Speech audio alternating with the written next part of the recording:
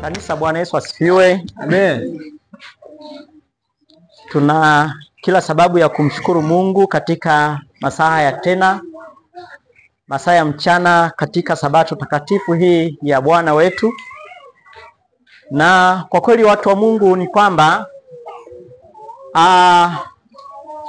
tuko mahali hapa kwa kusudi maalum. Tuko mahali hapa kwa kusudi maalum, na kusudi letu ni kuokolewa. Bwana Yesu asifiwe. Amen. Na kusudi letu ni kuokolewa. Hivyo niwaalike ndugu zangu katika wakati mwingine tena tunapoendelea na mafundisho ya ukweli wa leo, ujumbe ambao unatutayarisha kwa ajili ya marejeo ya Kristo mara ya pili. Ujumbe ambao unatutayarisha kwa ajili ya marejeo ya Kristo mara ya pili. Hivyo niwaalike, tayarisha sasa daftari lako kwa ajili ya kuandika, lakini pia tunawakaribisha ndugu zetu ambao wanaendelea kutufuatilia kupitia mtandao wa YouTube.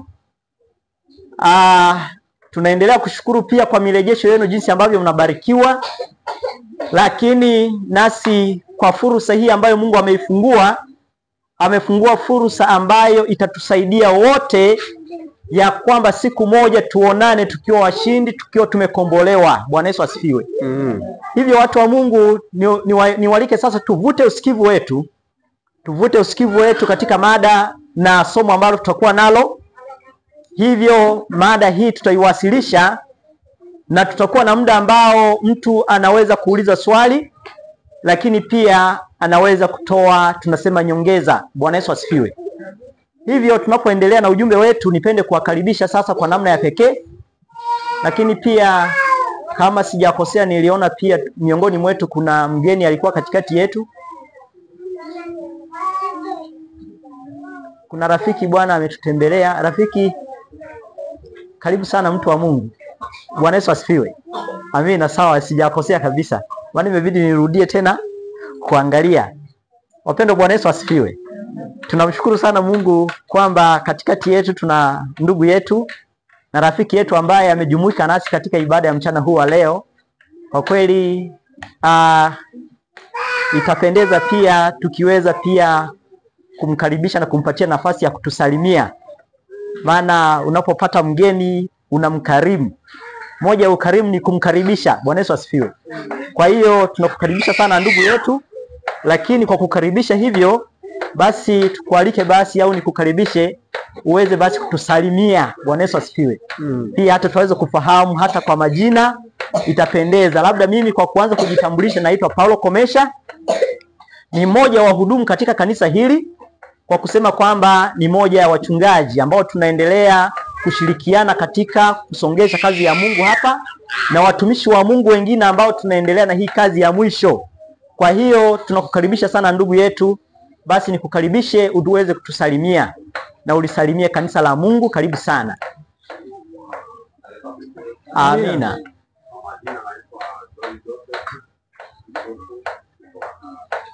Amina. Kutokea Karagwe. Bwana Yesu asifiwe. Basi tunashukuru sana. Pia huko Karagwe kuna ndugu zetu, hata kama ukirejea kule tutafanya mawasiliano, utawasalimia, naamini mtaonana maeneo ya Kayanga. Kwa hiyo watu wa Mungu, tunaendelea na ujumbe wetu katika masaa haya ya mchana. Tutakuwa na somo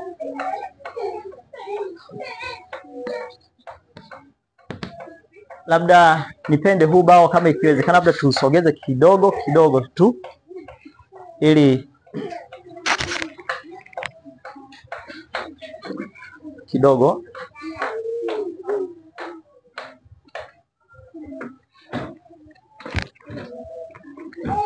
Sawa.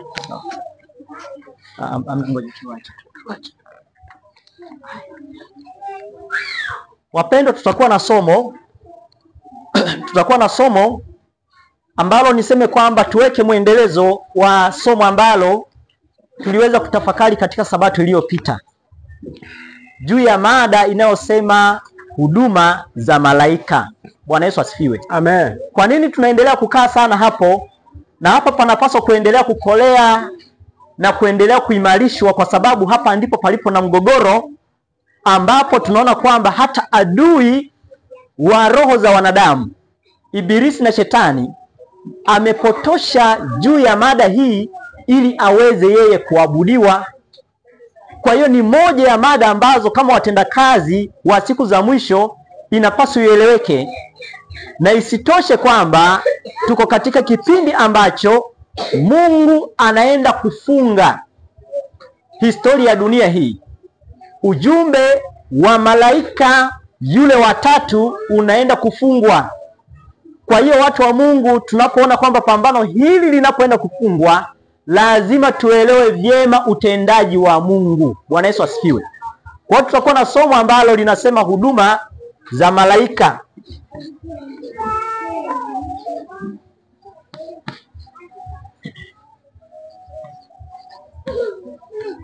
Huduma za malaika. Huduma za malaika. Huduma za malaika. Katika sabato iliyopita, watu wa Mungu, tuliweza kuangazia juu ya mada hii ya huduma za malaika, lakini nitawarejesha kidogo kwa mahali ambapo tulishia, lakini tupige hatua zaidi kwa leo. Bwana Yesu asifiwe.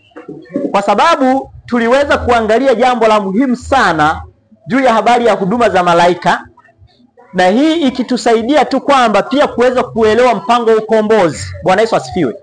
Kuweza kuelewa mpango wa ukombozi, maana ya kwamba kwa kweli mpango wa ukombozi uliwekwa kabla ya kuwekwa misingi ya dunia. Bwana Yesu asifiwe. Amen. Hilo pia tunalisoma kwenye kitabu cha Ufunuo sura ya 13 mstari wa 8 kwamba mpango wa ukombozi uliwekwa kabla ya kuwekwa misingi ya nini wapendwa? Ya dunia. Lakini tunaona kwamba mpango wa ukombozi uliingia katika utekelezaji. Uliingia katika utekelezaji baada ya dhambi kuingia, kwa sababu tunaona kwamba mpango huu uliwekwa kabla ya kuwekwa misingi ya dunia, ikiwa na maana kwamba mazingira yakiwa yanaandaliwa ya kwamba endapo mwanadamu anayeumbwa ataingia katika hatari ya kuanguka dhambini kwa sababu ya uasi Lucifer aliyokuwa ameanza kuonyesha kule mbinguni, Mungu alianza kutengeneza mazingira ya namna ambavyo atamkomboa mwanadamu endapo ataingia kwenye nini? Kwenye shida ya kuangukia dhambini. Kwa mpango wa ukombozi uliwekwa, na tunaona kwamba utekelezaji wake ulianza mara moja baada ya dhambi kuingia. Na hapo sasa tunaona kwamba utekelezaji huu unapoanza, pia malaika waliweza kuhusishwa. Maana huu mpango uliwekwa kati ya Baba na mwanaye Yesu Kristo. Bwana Yesu asifiwe. Uliwekwa na wawili, Baba au Mungu na mwanaye Yesu Kristo. Lakini katika utekelezaji wa mpango huu, malaika waliingizwa ndani, waliingia kama wahudumu ambao kwanza watamhudumia Kristo ambaye alichukua asili yetu.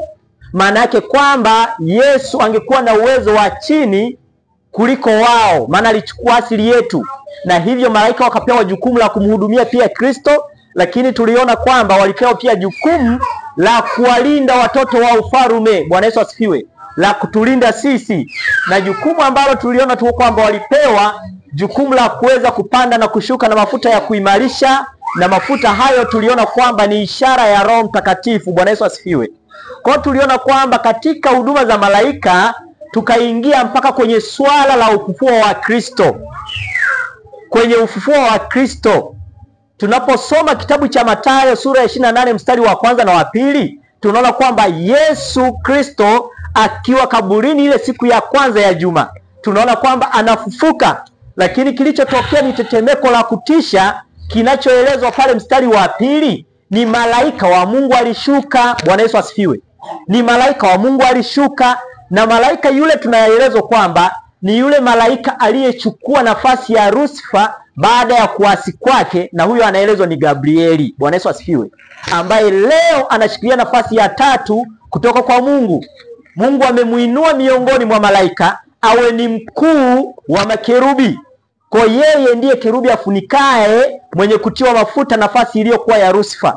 Kwa siku hiyo tunaona kwamba alishuka Gabrieli. Bwana Yesu asifiwe. Alishuka Gabrieli na analiviringisha lile jiwe. Anapoliviringisha lile jiwe, anamuita mwana wa Mungu kwamba mwana wa Mungu, baba yako anakuita. Kwa tuliona kwamba malaika kwa kweli wanahusika pakubwa sana katika mpango wa ukombozi, na lazima tuelewe utendaji wa Mungu tunapoenda pambano hili la kati ya wema na uovu linapoenda kuhitimishwa. Lazima tuelewe utendaji wa Mungu. Kwa hiyo ukija kuangalia watu wa Mungu, tunaona kwamba ufufuo wa Yesu Kristo, tuliweza kusoma mafungu mengi sana. Tulisoma mafungu pale yanayotueleza habari ya ufufuo wa Yesu Kristo, kwamba Mungu ndiye aliyemfufua Yesu Kristo. Kuna mafungu ambayo tuliyarejelea siku hiyo, tuliweza kuyaona na tukayasoma ya kwamba Mungu ndiye ambaye alimfufua Yesu Kristo. Na tulisoma mafungu kama kitabu cha Matendo ya Mitume ile sura ya 2 mstari wa 24, tuliona kwamba Mungu ndiye aliyemfufua nani wapendwa? Yesu Kristo. Kitabu cha Matendo sura ya 3 ule mstari wa 26, bado tunaendelea kuona ushahidi kwamba Mungu ndiye aliyemfufua nani? Yesu Kristo. Lakini tukaona kwenye kitabu cha Warumi sura ya 8 mstari wa 9 mpaka wa 11, tunaambiwa kwamba Mungu alimfufua Yesu kwa njia ya Roho wake. Bwana Yesu asifiwe. Kwamba Mungu alimfufua Yesu kwa njia ya Roho wake. Na hiyo pia tukarudi kuiangalia pia kwenye Warumi 6 mstari wa 4, ya kwamba tunapozikwa pamoja na Kristo, tunafufuka pamoja na Kristo. Tunaona kwamba tunafufuka pamoja na Kristo kwa utukufu ule ambao Mungu aliweza kumfufua mwanae toka kaburini. Kwa hiyo tukaona kwamba kumbe Mungu alimfufua Yesu Kristo kutoka kaburini kwa njia ya utukufu wake. Bwana Yesu asifiwe. Na huo utukufu wake tuliona kwamba ni Roho wake. Lakini tukaje kujiuliza, kama Mungu alimfufua Yesu Kristo, kwa nini alimtuma malaika? Bwana Yesu asifiwe. Ikabidi tuelewe kwamba pale kwa nini malaika anatumwa. Malaika wanatumwa, alituma malaika kwa sababu malaika ndio wahudumu wanaobeba mafuta, wanaoleta uwepo wa Mungu katikati yetu. Na ndiyo maana tulisoma kwenye kitabu kile cha Tumaini la Vizazi Vyote. Tumaini la Vizazi Vyote, tunahitaji sasa kujenga msingi ili tuendelee na mada yetu vyema. Tuliweza kusoma kwenye kitabu pia cha Tumaini la Vizazi Vyote ile sura, kitabu cha Tumaini la Vizazi Vyote sura ile, katika kitabu cha Tumaini la Vizazi Vyote, mjumbe wa Mungu ana yakazia haya maneno. Mungu anahitaji tuelewe vyema haya maneno. Anaeleza katika kitabu hiki cha Tumaini la Vizazi Vyote, katika ile sura ya 81. Hebu tusogee hapa sura ya 81. Hii sura ya 81 ya kitabu cha Tumaini la Vizazi Vyote, kuna maneno hapa tuliweza kuyasoma au tuliyaona, ya kwamba nasoma katika kitabu hiki ni ukurasa wa 393, nasoma aya ya pili na ya 3. Inasema kwamba tazama, palikuwa na tetemeko kubwa la nchi, kwa sababu malaika wa Bwana alishuka kutoka mbinguni akiwa amevikwa utukufu wa Mungu. Huyo malaika alishuka kutoka mbinguni akiwa amevikwa utukufu wa nani wapendwa? Wa Mungu. Anasema hivi, malaika huyu aliondoka mbinguni, nuru kuu ya utukufu wa Mungu ilimtangulia, iliangaza njia yake, na sura yake ilikuwa kama umeme, na mavazi yake yalikuwa meupe kama theluji, na kwa kumwogopa wale walinzi walitetemeka wakawa kama wafu. Na sasa makuhani na wakuu, iko wapi nguvu ya ulinzi wenu? Maaskari jasiri ambao hawajawahi kuogopa nguvu ya mwanadamu, sasa ni kama mateka bila upanga au mkuki. Sura wanayoitazama si sura ya shujaa wa kibinadamu, ni sura ya mkuu kabisa wa jeshi la Bwana. Mjumbe huyu, maanake aliyeshuka, mjumbe huyu ndiye aliyechukua cheo ambacho shetani alikuwa nacho mbinguni kabla hajaasi. Kwamba mjumbe huyu aliyeshuka siku hiyo ndiye aliyechukua cheo cha shetani mbinguni kabla hajafanyeje? Hajaasi. Anasema kwamba ni yeye yule ambaye katika vilima vya Bethlehem alitangaza kuzaliwa kwa Kristo. Nchi inatetemeka alipokuwa akikaribia, majeshi ya giza yanakimbia, na alipokuwa akiliviringisha lile jiwe lililowekwa kaburini, mbingu ilionekana kana kwamba inashuka chini. Askari walimuona akiliondoa jiwe lile kubwa kana kwamba anaondoa kijiwe cha changalawe, na wakamsikia akisema kwa sauti kuu kwamba, Mwana wa Mungu, toka huku nje, Baba yako anakuita. Bwana Yesu asifiwe. Yesu akatoka wapi? Nje. Lakini tumeona katika maandiko kwamba tunasoma kwamba Mungu ndiye aliyemfufua Kristo, si ndivyo? Na Biblia inatuambia kwamba alimfufua Kristo kwa njia ya utukufu wake, kwa njia ya roho wake. Likaja swali kwamba kwa nini alitumwa malaika? Na hilo tuliliuliza katikati ya kanisa, tukaona kwamba jibu likatolewa tu kwamba malaika ndio wanaobeba roho wa Mungu. Bwana Yesu asifiwe. Kwamba ndio wanaobeba roho wa Mungu. Roho wa Mungu ni ishara ya mafuta. Kwa malaika ni wahudumu. Ndio maana tunaona kwamba anatumwa Gabrieli, ambaye tunaambia kwamba alikuwa amevikwa utukufu wa wapi? Wa Mungu, au utukufu wa mbinguni, anashuka pale. Kwa hiyo tunaona kwamba malaika katika mpango wa ukombozi wanaingia kama wahudumu. Wanaingia kama wahudumu. Nasi watu wa Mungu sasa tunaposhughulika na ujumbe wa malaika yule wa tatu, lakini tukiwa tumezingatia ujumbe wa malaika wa kwanza ambao unatuita kumwabudu Mungu wa pekee wa kweli, aliyeumba mbingu na nchi kwa muda wa siku 6, na siku ya 7 akaitenga maalum kwa makusudi matakatifu, likiwemo swala la ibada. Tukaona kwamba ujumbe wa malaika wa kwanza unaturudisha kwenye uumbaji, maana yake sasa kwamba kumwabudu Mungu kupitia kwa mwana Yesu Kristo. Na ujumbe wa malaika wa pili unatangaza anguko la Babeli, na Babeli inayozungumzwa ni Babeli ya siku za mwisho. Tangu ujumbe huo ulipotangazwa mwaka 1844, yakatangaziwa anguko makanisa yote ambayo Waprotestanti wa awali katika zama za kati ya kina Martin Luther waliyasimamisha. Ilifika mahali yakarudi kwa mama yao, kanisa Katoliki, kushikilia mafundisho ambayo yaliwatenga mwanzo. Lakini tunaona Ufunuo 18 kuna anguko lingine la Babeli. Maana yake kwamba ujumbe wa malaika watatu, wa kwanza, wa pili, wa tatu uliotolewa utakataliwa. Na ndiyo maana tuko hapa, kwa sababu ya kusimama katika ukweli. Bwana Yesu asifiwe. Tunaona kwamba ujumbe wa malaika yule watatu unatuonya sasa watu wasimsujudie mnyama, sanamu yake, na wasipokee chapa yake. Mambo matatu. Kuna mnyama tunaona kwamba ni mamlaka ya Kikatoliki, mamlaka ya upapa. Lakini sanamu yake ni muungano wa dini ambazo mwanzoni zilipinga mafundisho yake, zimerudi kuungana katika mafundisho ya uongo, lakini zikiwa zimejikita kuomba msaada wa kijeshi katika serikali za dunia. Lakini kuna maneno haya ambayo nabii sasa anahitaji tuyatafakari. Kuna maneno haya ambayo nabii anahitaji tuyatafakari, na ndiyo maana hatuna budi sana kukazia ujumbe wa huduma za nini wapendwa? Za malaika. Ujumbe wa malaika yule watatu kuanzia Ufunuo 14 mstari wa 9 hadi wa 12, tunaona kwamba huu ujumbe kwa kweli utatanuka, utaivaa dunia nzima. Utakuwa kilio kikuu, na huu muda ndio umefika kwamba kwa kweli lazima dunia iweze kupokea huu ujumbe kwa nguvu, kwa sababu tayari dunia inaingia katika mgogoro. Na tunaona kwamba ujumbe huu tunapohubiri lazima tuelewe huduma za malaika. Bwana Yesu asifiwe.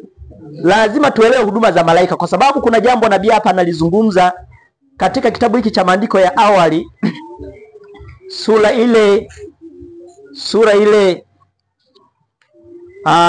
ya 30 na 3. Kuna maneno hapa niasome katika ukurasa wa 138. Ni aya yake ya kwanza. Hebu mtumishi tusomee, mtumishi Amon tusomee hivyo, haya maneno hivyo. Hebu tuyasikie haya maneno kwamba kwa nini sasa kwa kweli tunapaswa kuelewa huduma za malaika. Soma mtumishi pale. Nitasoma. Ndio. Hivyo jaribio la kuthibitisha kutoka katika maandiko. Ndio. Ukomeshwaji wa karama za Roho. Ndio. Kuthibitisha kushindwa kabisa. Ijapokuwa milango ya kuzimu imeshindwa dhidi ya kanisa. Kwamba ijapokuwa milango ya kuzimu imeshindwa na kanisa, lakini bado Mungu anao watu duniani. Mungu bado ataendelea kuwa na watu duniani. Tunatazamia kukua kwa karama za Roho. Ndio. Kuhusiana na ujumbe wa malaika watatu. Kuhusiana na ujumbe wa malaika watatu. Yaani manake yule watatu. Bwana Yesu asifiwe. Endelea mtumishi. Ujumbe ambao utalirudisha kanisa katika uwanja wa mitume. Tunaelezwa kwamba ujumbe ambao utalirudisha kanisa katika uwanja wa nini wapendwa? Katika uwanja wa mitume, na kulifanya hakika kuwa nuru ya ulimwengu wala sio giza. Wapendwa, Bwana Yesu asifiwe. Amen. Ujumbe wa malaika yule watatu utalirudisha kanisa katika uwanja wa mitume. Kwa hiyo watu wa Mungu lazima tuelewe kwamba kwa kweli mitume walielewa huduma za malaika. Na ndiyo maana ukisoma hata kitabu kile cha Matendo sura ya 8 utakutana na Filipo pale. Kwa kweli Filipo asingeelewa huduma za malaika, asingeenda kumshuhudia yule towashi. Kwa hiyo lazima watu wa Mungu tuelewe, kwa sababu ujumbe wa malaika yule watatu unalirudisha kanisa katika uwanja wa mitume. Na hapa lazima tuangalie mitume walipitia mambo gani, lakini mitume waliishije. Kwa hiyo watu wa Mungu tunapojifunza hizi jumbe zinatuimarisha sana kutuandaa kwa ajili ya wakati huu ambao tulio nao. Hivyo basi tunapoendelea na mada hii juu ya habari ya huduma za malaika, niwaalike sasa tusome fungu letu ambalo tutatembea nalo, tukianza nalo kitabu cha Injili ya Yohana sura ile ya kwanza. Yohana sura ya kwanza, mtumishi wa Mungu, hebu tusogee hapo tuanzie mstari wa 48. Yohana sura ya kwanza. Yohana sura ya kwanza mstari wa 48. Ndio. Nasoma. Ndio mtumishi. Nathanaeli akamwambia, umepataje kunitambua? Umepataje kunitambua? Hebu tuanzie 47.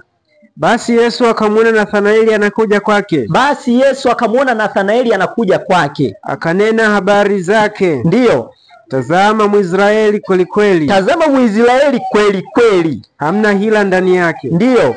Nathanaeli akamwambia Yesu, umepataje kunitambua? Ndio. Yesu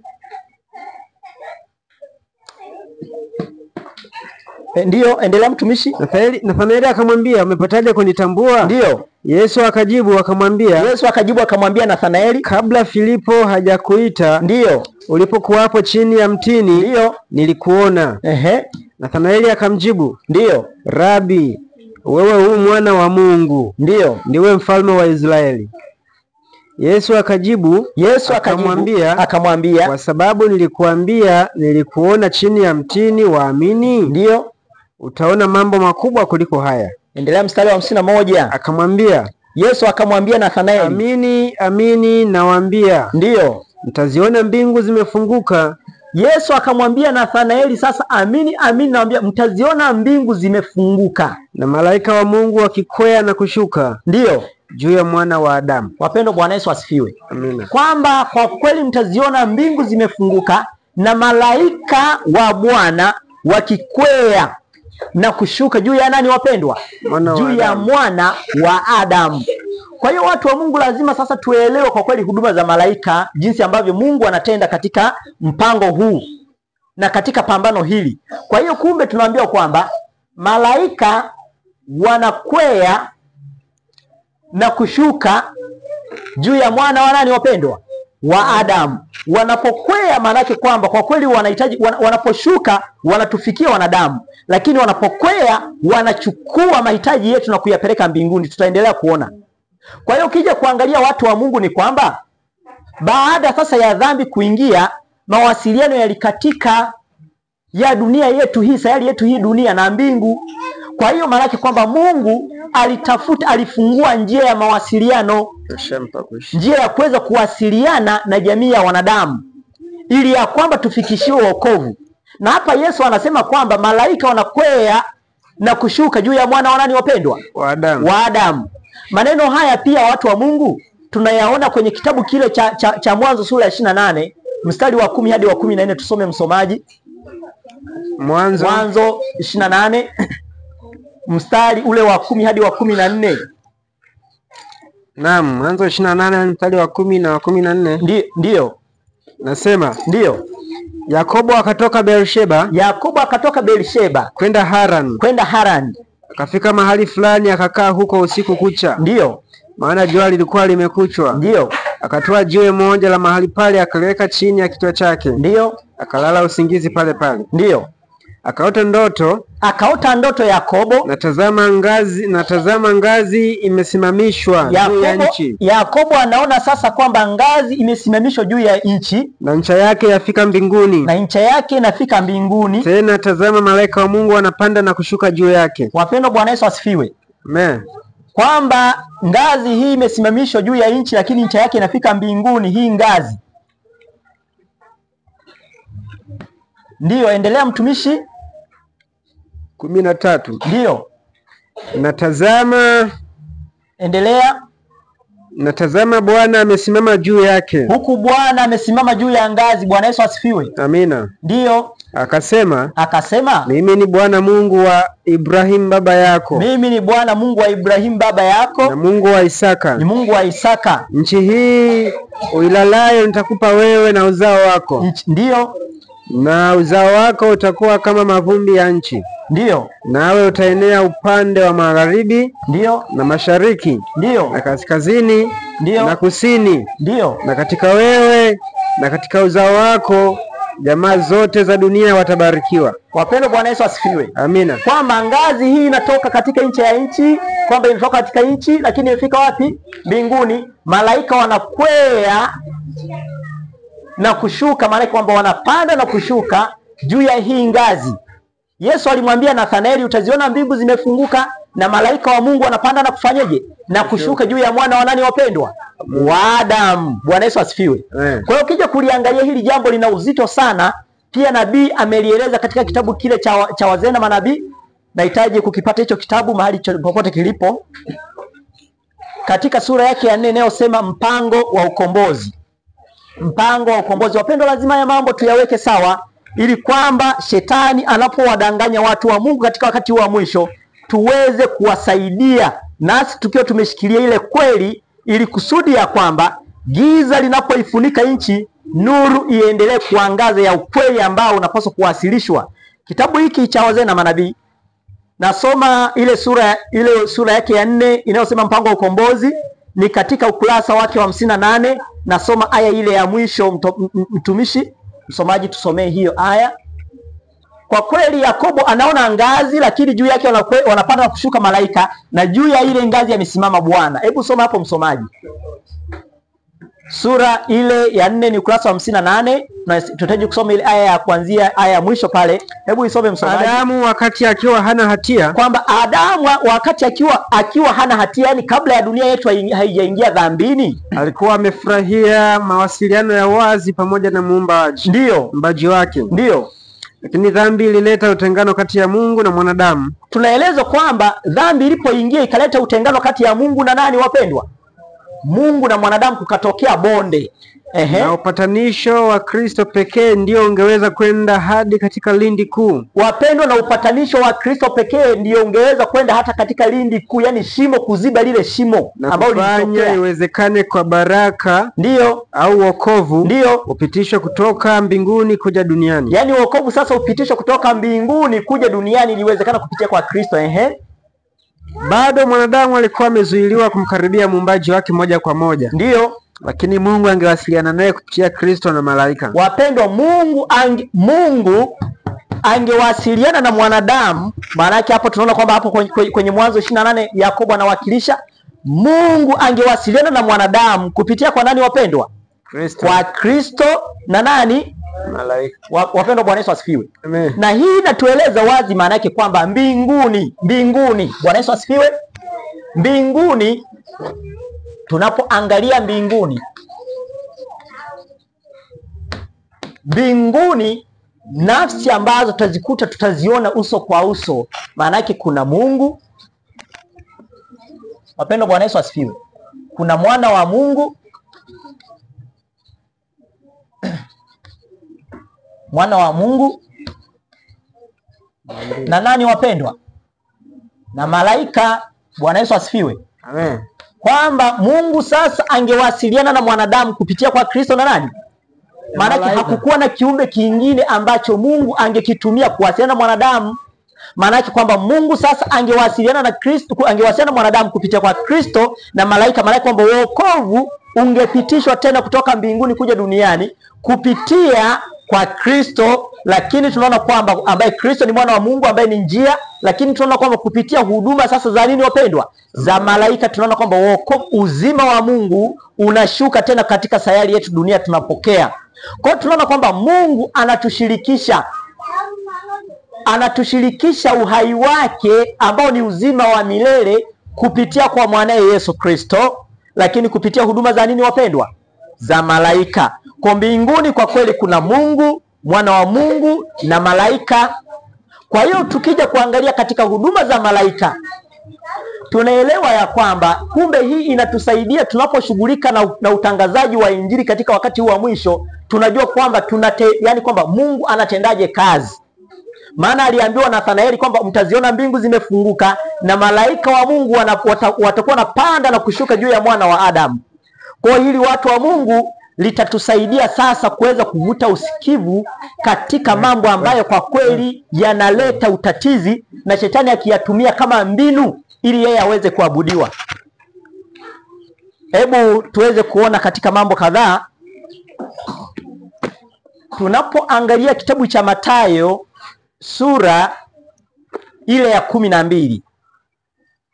Katika ile sura ni moja ya sura pia ambazo pia adui anazitumia vibaya. Maana adui anatumia maandiko ili ajihami kuwapoteza watu wa Mungu. Kwa sisi kama wajumbe wake siku za mwisho, lazima sasa tusimame katika ukweli na kuwafungulia watu ukweli ulivyo. Maana ujumbe wa malaika yule wa tatu umejikita katika mgogoro wa ibada moja kwa moja, kwamba watu wasimsujudie mnyama sanamu yake na wasipokee chapa yake. Maana mgogoro moja kwa moja unalenga kwenye ibada. Kwa watu lazima wavutwe, watolewe katika kuabudu kiumbe, warudishwe kumwabudu Mungu wao wa pekee wa kweli, ambaye tunamwabudu kupitia kwa mwanae Yesu Kristo. Maana Yesu ndiye njia. Bwana Yesu asifiwe. Kwa ukija kuangalia sasa katika kitabu cha Mathayo sura ya 12, hebu tuangalie kuanzia mstari wa 18. Lipo jambo ambalo kwa kweli wakati mwingine yaweza mmekutana na hizo changamoto. Shetani ametumia mbinu za kuwashutumu na kuwashtaki wajumbe wa Mungu, ya kwamba pale ambapo wanapofafanua na kueleza ukweli wa mambo jinsi ulivyo, ya kwamba Roho Mtakatifu ni Roho wa Mungu na ni Roho wa Kristo na sio kiumbe kingine au sio Mungu mwingine, kwa sababu yeye Lucifer ndiye alikuwa nafasi ya tatu kutoka kwa Mungu na alikuwa kerubi afunikaye mwenye kutiwa mafuta, na ile nafasi alidai kwamba aabudiwe kama ambavyo anaabudiwa Baba na Mwanae, ikashindikana. Tunasoma hiyo katika Isaya 14 mstari wa 12 hadi 14. Alitaka kwamba na yeye aabudiwe, ikashindikana, na hiyo ibada amekuja kuipata hapa duniani kwa kutaka kwamba aabudiwe naye kama Mungu. Kwa hivyo basi, badala ya kwamba Roho Mtakatifu awe ni Roho wa Mungu na ni Roho wa Kristo, yeye ameweka kwamba Roho Mtakatifu ni Mungu mwingine, yaani kando ya Baba na Mwana anaabudiwa naye kama Mungu mwingine. Na hivyo leo katika umati wa jamii inayojiita jamii ya Kikristo na hata jamii ambazo sio za Kikristo, maana hili fundisho linaitwa fundisho la Utatu Mtakatifu, ni fundisho hata katika vyama vya siri. Ukisoma katika mambo yao wanasema kwamba ndilo fundisho lao mama, ndilo fundisho lao mama. Kwa shetani amejinyakulia ibada kupitia hilo fundisho, na ndiyo maana wajumbe wa Mungu hata wanaposimama kueleza ukweli, kuwatenga watu wa Mungu wasimsujudie mnyama na sanamu yake. Maana wanapomsujudia mnyama na sanamu yake, ibada inamwendea Lucifer. Kwa hiyo maana yake kwamba wanapoitwa watu Shetani anasimama katikati. Wajumbe wa Mungu wanapoeleza ukweli wa mambo, kama ambavyo tunaendelea kuona kwamba Roho Mtakatifu ni Roho wa Mungu na ni Roho wa Kristo na ni uwepo wake, maana roho na mwenye roho huwezi kutenganisha. Bwana Yesu asifiwe. Sio viumbe viwili tofauti. Mimi na roho yangu sio viumbe viwili tofauti. Roho yangu ni uzima ndani yangu, roho wa Mungu ni uzima wa Mungu, na Mungu anatupatia uzima wake. Kwa hiyo Roho Mtakatifu ni Roho wa Mungu, ni Roho wa Kristo na sio kiumbe kingine. Sasa wajumbe wanapoeleza mambo haya na kuambia ya kwamba kuna tofauti ya Roho Mtakatifu na Mungu Roho. Mungu Roho ni kivuli cha Shetani ambaye anaabudiwa leo makanisani.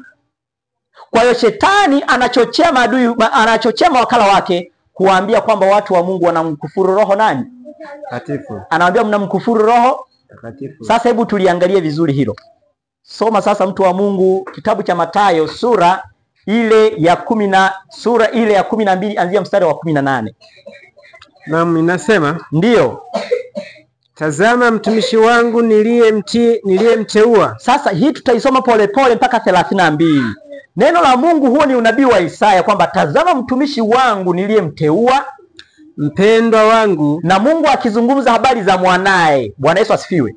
Habari za mwanae Yesu Kristo, niliyemteua, mpendwa wangu, moyo wangu uliyependezwa naye. Ndiyo, nitatia roho yangu juu yake. Mungu anasema kwamba atatia roho yake juu yake. Bwana Yesu asifiwe. Amen. Kwamba atatia roho yake juu. Endelea, mtu wa Mungu. Naye atawatangazia mataifa hukumu. Ndiyo. Hata nena wala hatapaza sauti yake. Ndiyo. Wala mtu hatasikia sauti yake njiani. Ndiyo. Mwanzi uliopondeka hata uvunja. Ndiyo. Wala utambi utokao moshi hata uzima. Ndiyo. Hata iletapo hukumu ikashinda. Wapendwa, Bwana Yesu asifiwe. Kwanza tuone kwanza hapo tunaambia kwamba Mungu anasema kwamba atatia roho yake juu ya mjumbe wake mwanae. Kwa maana aliyetia roho ndani ya Kristo ni Mungu. Bwana Yesu asifiwe. Labda hiyo tuirudie pia kwenye Isaya 61 mstari ule wa kwanza. Mtu wa Mungu, hebu soma pale Isaya 61 mstari ule wa kwanza.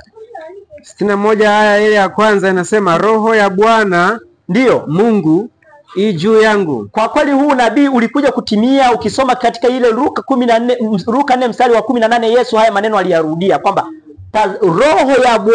roho ya Bwana Mungu i juu yangu.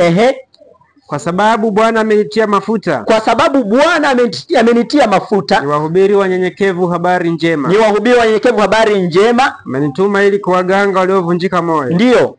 Watangazia mateka uhuru wao. Ndiyo. Na hawa waliofungwa habari za kufunguliwa kwao. Wapendwa, Bwana Yesu asifiwe. Amina. Kwamba anayetutia mafuta, hata Isaya sasa tuzungumze yeye kama mjumbe wa Mungu, kwamba anayemtia mafuta, aliyemtia mafuta hata Isaya mwenyewe ni Mungu. Lakini Isaya hapa alizungumza unabii wa pekee sana.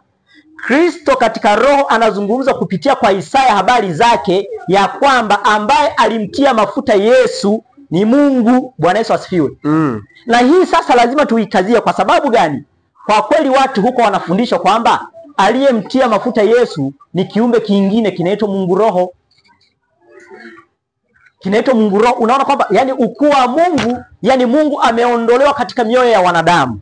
Kwa hiyo maana aliyemtia mafuta Yesu ni Mungu. Bwana Yesu asifiwe. Amina. Kwa hiyo ukija kuangalia tayari huo unabii tunauona kwenye kitabu kile cha Mathayo 12 kuanzia mstari wa 18 tuliosoma. Yesu anasema juu ya habari hizo kwamba kwa kweli Mungu ndiye aliyekuwa amemtia mafuta, na sisi tutaendelea na hilo fungu. Endelea, mtu wa Mungu.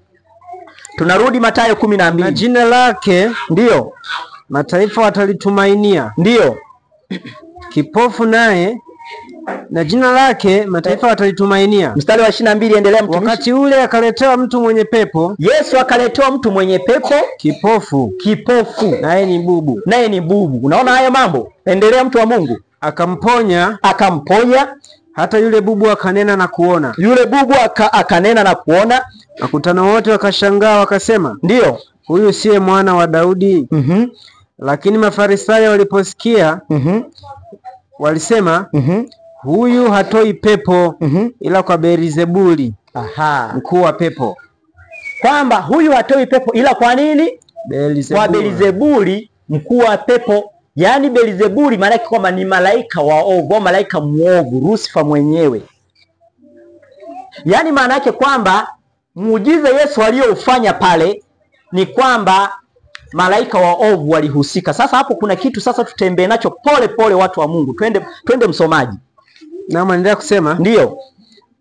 Lakini ndio. Basi Yesu akijua mawazo yao, mstari wa 25. Ndio. Basi Yesu akijua mawazo yao, ndio, akawaambia, ila ufalme ukifitinika juu ya nafsi yake, hufanyika ukiwa. Tena mji au nyumba yoyote ikifitinika juu ya nafsi yake, ndio, haitasimama. Ndio.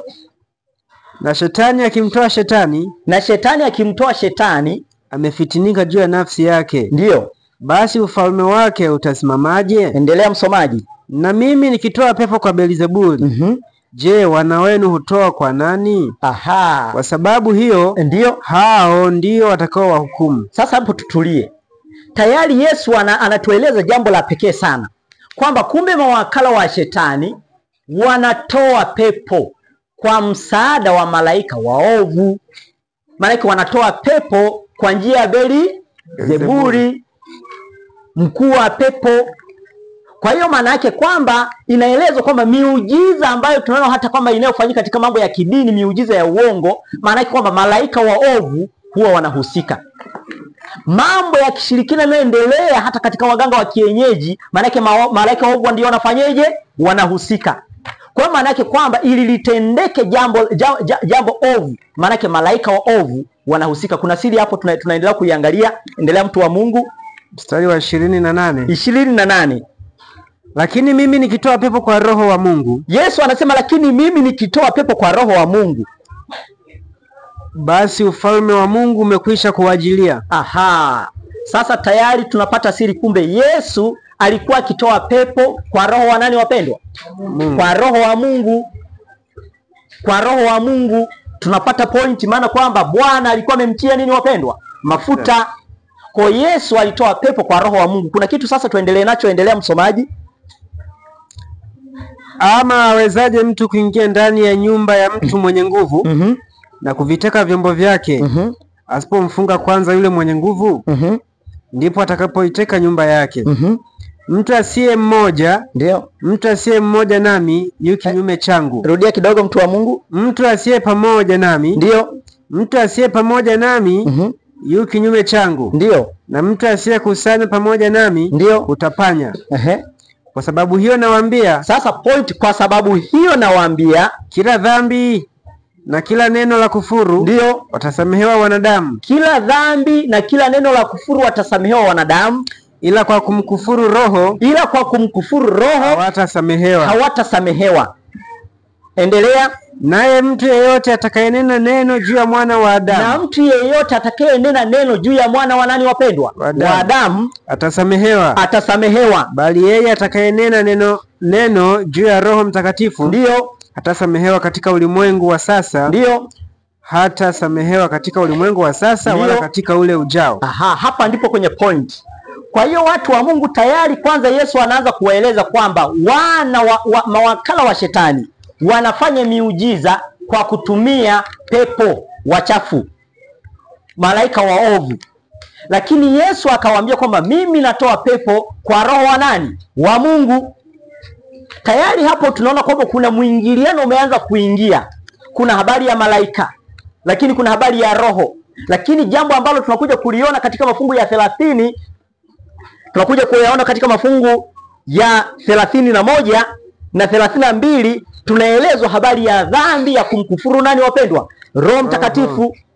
Kwamba kwa sababu hiyo nawaambia, mstari wa 31, kila dhambi na kila neno la kufuru watasamehewa wanadamu, ila kwa kumkufuru Roho hawatasamehewa. Naye mtu yeyote atakayenena neno juu ya mwana wa Adamu, huyu atasamehewa. Bali yeye atakayenena neno juu ya Roho Mtakatifu hatasamehewa katika ulimwengu wa sasa, wala katika ule ujao.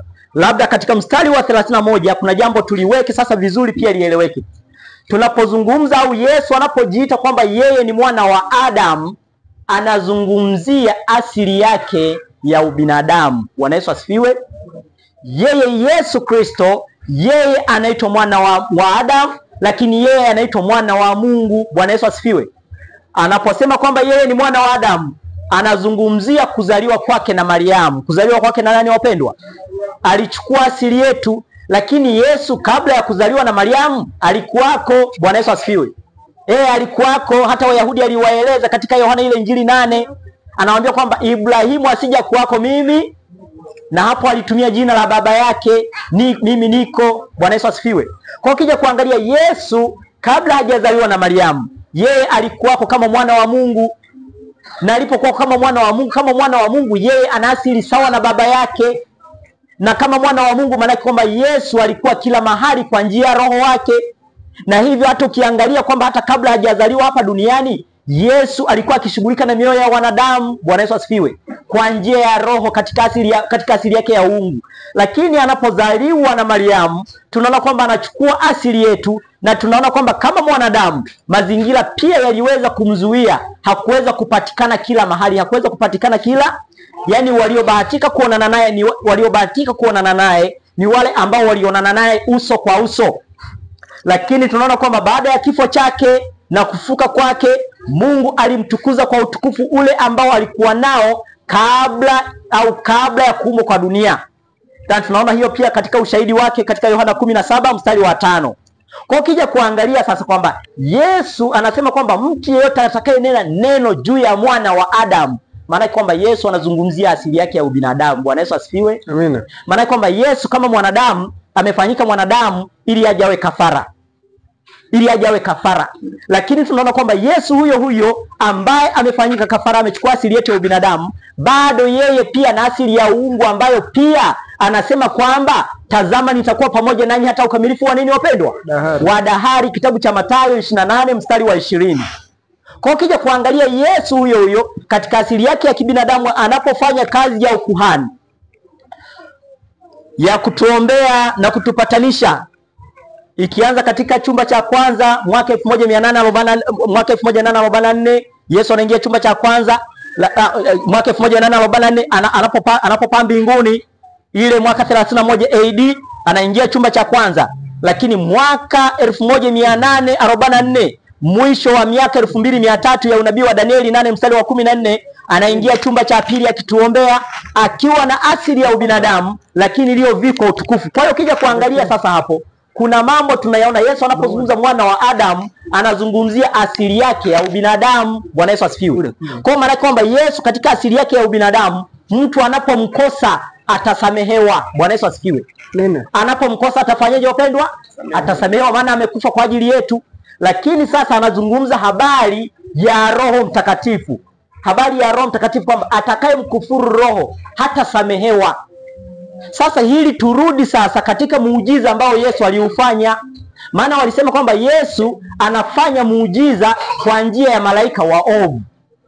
Ila Yesu akasema kwamba yeye anafanya muujiza kwa njia ya Roho wa nani wapendwa? Wa Mungu. Bwana Yesu asifiwe. Na hapo tunaona kwamba Yesu alimwambia Nathanaeli kwenye Injili ya Yohana 1 mstari wa 51, alimwambia utaona mbingu zimefunguka na malaika wakipanda juu na kushuka wakishuka na kupanda juu ya mwana wa nani? Wa Adamu au mwana wa Mungu.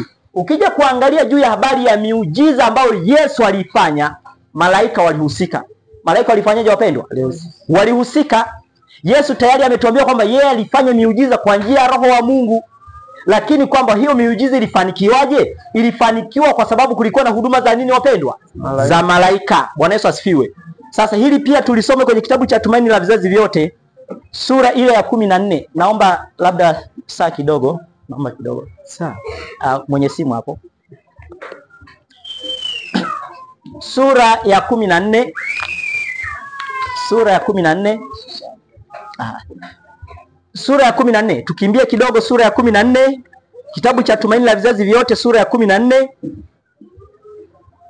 Sura ya 14.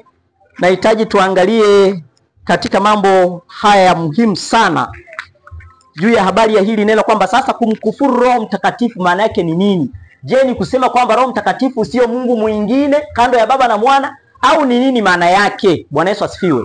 Sasa katika ile sura ya 14 inayosema tumemwona Masihi, tunahitaji tusome tu aya 2 za mwishoni. mtumishi aliyefika pale anaweza akatusomea, halafu tusikilize tu na sisi kwa makini tu polepole. Aya mbili za mwisho zinasema, ndiyo tunarejeshwa kwenye ile Injili ya Yohana 1:51, lakini hebu tuende polepole. Soma. Hapa ni kama Kristo anasema, ndiyo, kwenye kingo za Yordani, mbingu zilifunguka. Alipomwambia Nathanaeli, mbingu zilifunguka na Roho alishuka kama hua juu yangu. Ndiyo. Tukio lile lilikuwa ishara tu kwamba ndiyo, mimi ni mwana wa Mungu. Ndiyo. Mkiniamini hivyo, ndiyo, imani yenu itaimarishwa. Ndiyo. Mtaona kwamba mbingu zimefunguliwa, ndiyo, na hazitafungwa kamwe. Ndiyo. Nimezifungua kwenu. Ndiyo.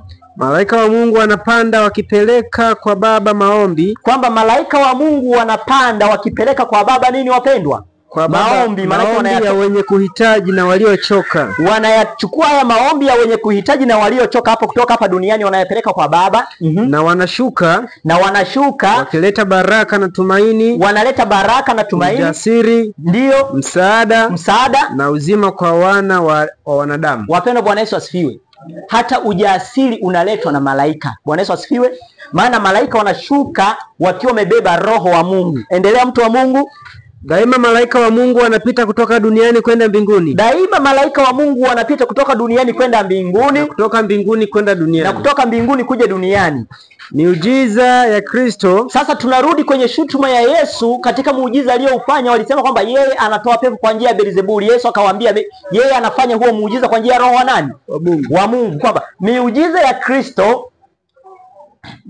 ya Kristo ndiyo kwa walioonewa na wanaoteseka ilifanywa kwa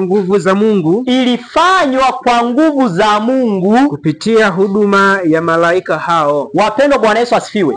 Miujiza ya Kristo kwa walioteseka na walioonewa. Maana hapo tuliona kwamba kulikuwa na mtu aliyekuwa kipofu, bubu, tena nini? Kiziwi.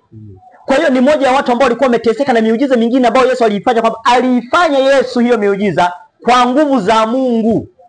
Mathayo 12:28, Yesu alisema kwamba yeye anatoa pepo kwa njia ya Roho wa nani? Wa Mungu. Kwamba miujiza ya Yesu kwa walioonewa na walioteseka aliifanya kwa nguvu za Mungu, yani kwa Roho wa Mungu. Bwana Yesu asifiwe. Kupitia huduma za nini sasa? Za malaika. Bwana Yesu asifiwe.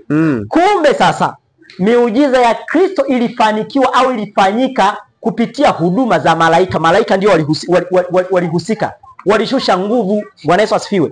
Kwa hiyo basi, watu wa Mungu, leo hii tukipiga magoti hapa kanisani tukaomba kwa ajili ya shida fulani au kwa ajili ya mgonjwa, tukaona kwamba Mungu amejibu ombi, huyo mgonjwa au hiyo shida imetatulika, muujiza umefanyika, tujue kwamba malaika wa Mungu wamehusika. Bwana Yesu asifiwe. Amen.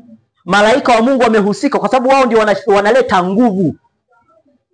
Kwamba miujiza ya Kristo kwa walioteseka na walioonewa ilifanywa kwa nguvu za Mungu kupitia huduma za nini, wapendwa? Za malaika.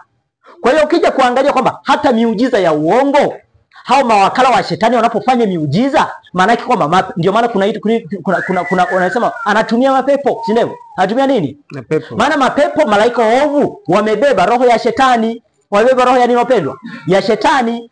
Na maana yake kwamba wanapobeba roho ya shetani, maana yake wanamleta shetani mwenyewe. Maana hakuna shetani roho na shetani mwili. Kwamba shetani naye huwa anatoa roho yake au anatoa roho yake, nguvu yake kwa malaika waovu, lakini anawapatia pia mawakala wake. Ndivyo ambavyo Mungu anatoa nguvu yake kwa malaika, lakini malaika wanawapatia wajumbe wa Mungu, muujiza unafanyika. Bwana Yesu asifiwe. Kwa hiyo watu wa Mungu, tunaposhughulika na huduma za malaika na tunapoangalia habari ya pambano la mwisho, jinsi ambavyo huu ujumbe wa malaika watatu tunaambiwa kwamba utalileta kanisa katika uwanja wa mitume. Utalileta kanisa katika uwanja wa mitume. Lazima tuelewe huduma za malaika, kwamba malaika ndio wanaotia ujasiri na nguvu kwa watu wa Mungu.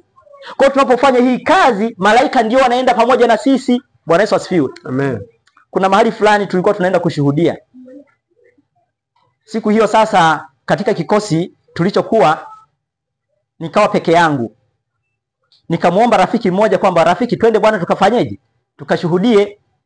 Akaniuliza, uko na nani? Mimi nikasema kwamba niko peke yangu. Akaniambia, kama uko peke yako basi nenda. Yaani akasema kama uko peke yako mimi siendi na wewe. Unaona, kama uko peke yako mimi siendi. Unajua alimaanisha nini? Tunapoenda kufanya kazi ya Mungu, watu wa Mungu, hatuendi peke yetu. Bwana Yesu asifiwe. Amen. Tunaenda na malaika wanaambatana pamoja na sisi. Ukienda peke yako, malaika unaenda kufanya kazi ya kwako, uende kufanya kazi ya Mungu. Bwana Yesu asifiwe. Kwa hiyo maana yake kwamba tunapoenda kufanya kazi ya Mungu, tunapoenda kushuhudia, tunaenda na malaika wa Mungu. Tunapopeleka huu ujumbe wa malaika wa kwanza, wa pili, wa tatu, kwamba tunapeleka huu ujumbe tukiwa tumeambatana na malaika wa Mungu. Bwana Yesu asifiwe. Kwa hiyo kija kuangalia hii miujiza ya walioteseka na walioonewa ilifanywa kwamba Yesu alifanya kwa nguvu za Mungu kupitia huduma za malaika. Kwa malaika pale walihusika. Sasa Yesu kwa nini aliwaambia sasa kwamba kwa kusema kwamba yeye anatoa pepo kwa njia ya Beelzebuli, aliwaambia wanamkufuru Roho Mtakatifu? Na akasema kwamba hiyo dhambi haisamehewi. Sio watu wa Mungu, hiyo dhambi haifanyeje? Haisamehewi. Haisamehewi hiyo dhambi kwa sababu ili muujiza ufanyike lazima malaika wahusike, si ndivyo? Na wao wamesema kwamba hatoi pepo kwa malaika wa Mungu ila anatoa pepo kwa malaika wachafu, si ndivyo? Sasa angalia aya ya pale juu, tumeona kwamba malaika, hebu tuirudie sasa hiyo aya ya juu. Aya ya pili kutoka mwisho. Kwa nini hiyo dhambi haisamehewi? Ndio, hebu rudia kidogo mtu wa Mungu. Anasema ndio miujiza ya Kristo kwa walioonewa. Aya ile ya pili ya juu yake. Hapa ni kama Kristo anasema, turudi tu kwamba malaika wa Mungu wanapanda daima. Malaika wa Mungu wanapita kutoka duniani kwenda mbinguni. Malaika wa Mungu wanapita kutoka duniani kwenda mbinguni, na kutoka mbinguni kwenda duniani, na kutoka mbinguni kuja duniani. Miujiza ya Kristo kwa walioonewa na wanaoteseka. Nasema malaika wa Mungu pale juu, kwamba malaika wa Mungu wanapanda wakipeleka kwa Baba. Pale juu kidogo, ile aya ya pili kutoka mwisho, tunukuu tu maneno machache pale, maana tulikuwa tumeshaisoma kwamba malaika wa Mungu wanapanda wakipeleka kwa Baba maombi. Tunaona kwamba mbingu zimefunguliwa. Anza tu kwamba malaika kamwe. Endelea. Nimezifungua kwenu. Ndio. Malaika wa Mungu wanapanda. Malaika wa Mungu wanapanda wakipeleka kwa Baba maombi ya wenye kuhitaji na waliochoka. Wakipeleka kwa Baba maombi ya wahitaji na waliofanyeje? Waliochoka. Kumbe maombi yetu watu wa Mungu tunapoomba hapa duniani yanaenda kwa Mungu kupitia malaika. Malaika ndio wanayabeba, si ndivyo?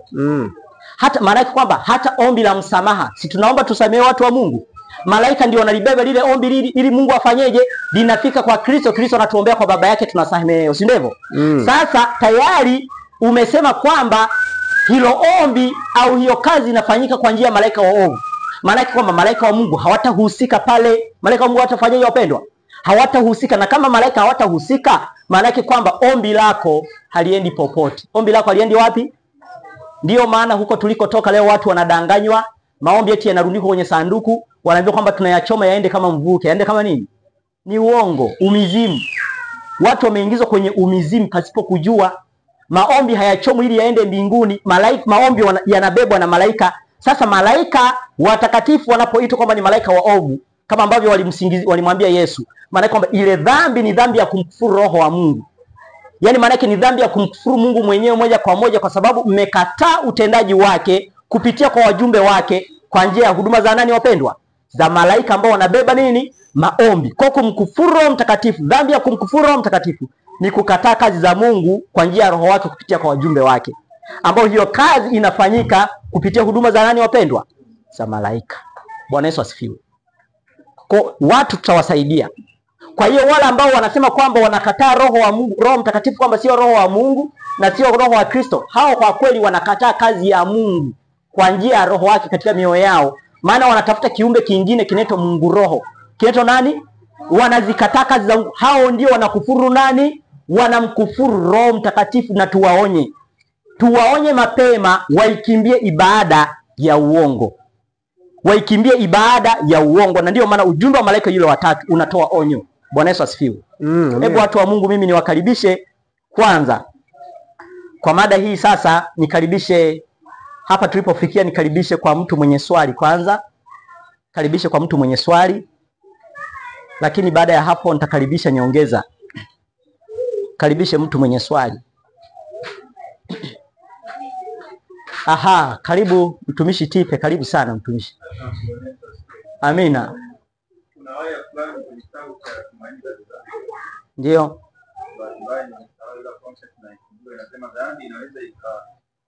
Ikatokomezwa kwa nafsi ya tatu ya uungu na nafsi ya tatu ya uungu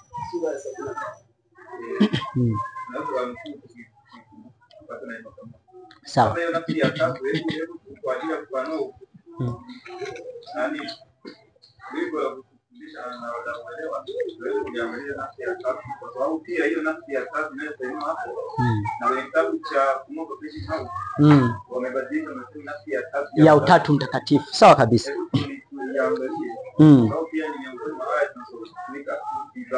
Sawa. Nadhani tumelielewa swali la mwenzetu kwamba ni moja pia ya aya ambazo zinatumika vibaya, na hapo kwenye kitabu cha Ufunuo hiki ambacho nilichonacho mkononi hapa wamebadilisha hayo maneno, badala ya nafsi ya tatu ya uungu wameweka nafsi ya tatu ya Utatu Mtakatifu. Kwenye hiki kitabu sura ya 73 wamebadilisha hayo maneno. Na hii ndio ambayo wanatembea nayo, wanasema si unaona hata nabii. Kwa nabii sasa hivi wanamwekea maneno mdomoni, kitu ambacho hakukiandika. Lakini kwamba wapendwa, Mungu ndiye huwa analinda ukweli wake. Lazima turudi kwanza katika, hata tutarudi kwenye vitabu vya Kiingereza tutaangalia imetumia nafsi ya tatu ya uungu. Uungu unaitwa Godhead, utatu unaitwa Trinity. Kuna tofauti ya Godhead na Trinity. Maana yake unapozungumza Trinity au utatu, maana yake kwamba ni mmoja katika watatu na watatu katika mmoja. Ndio maana wakati mwingine wanasema wao Mungu wao anajigeuza leo anakuwa Baba, anakuwa Mwana, anakuwa Roho huyo huyo.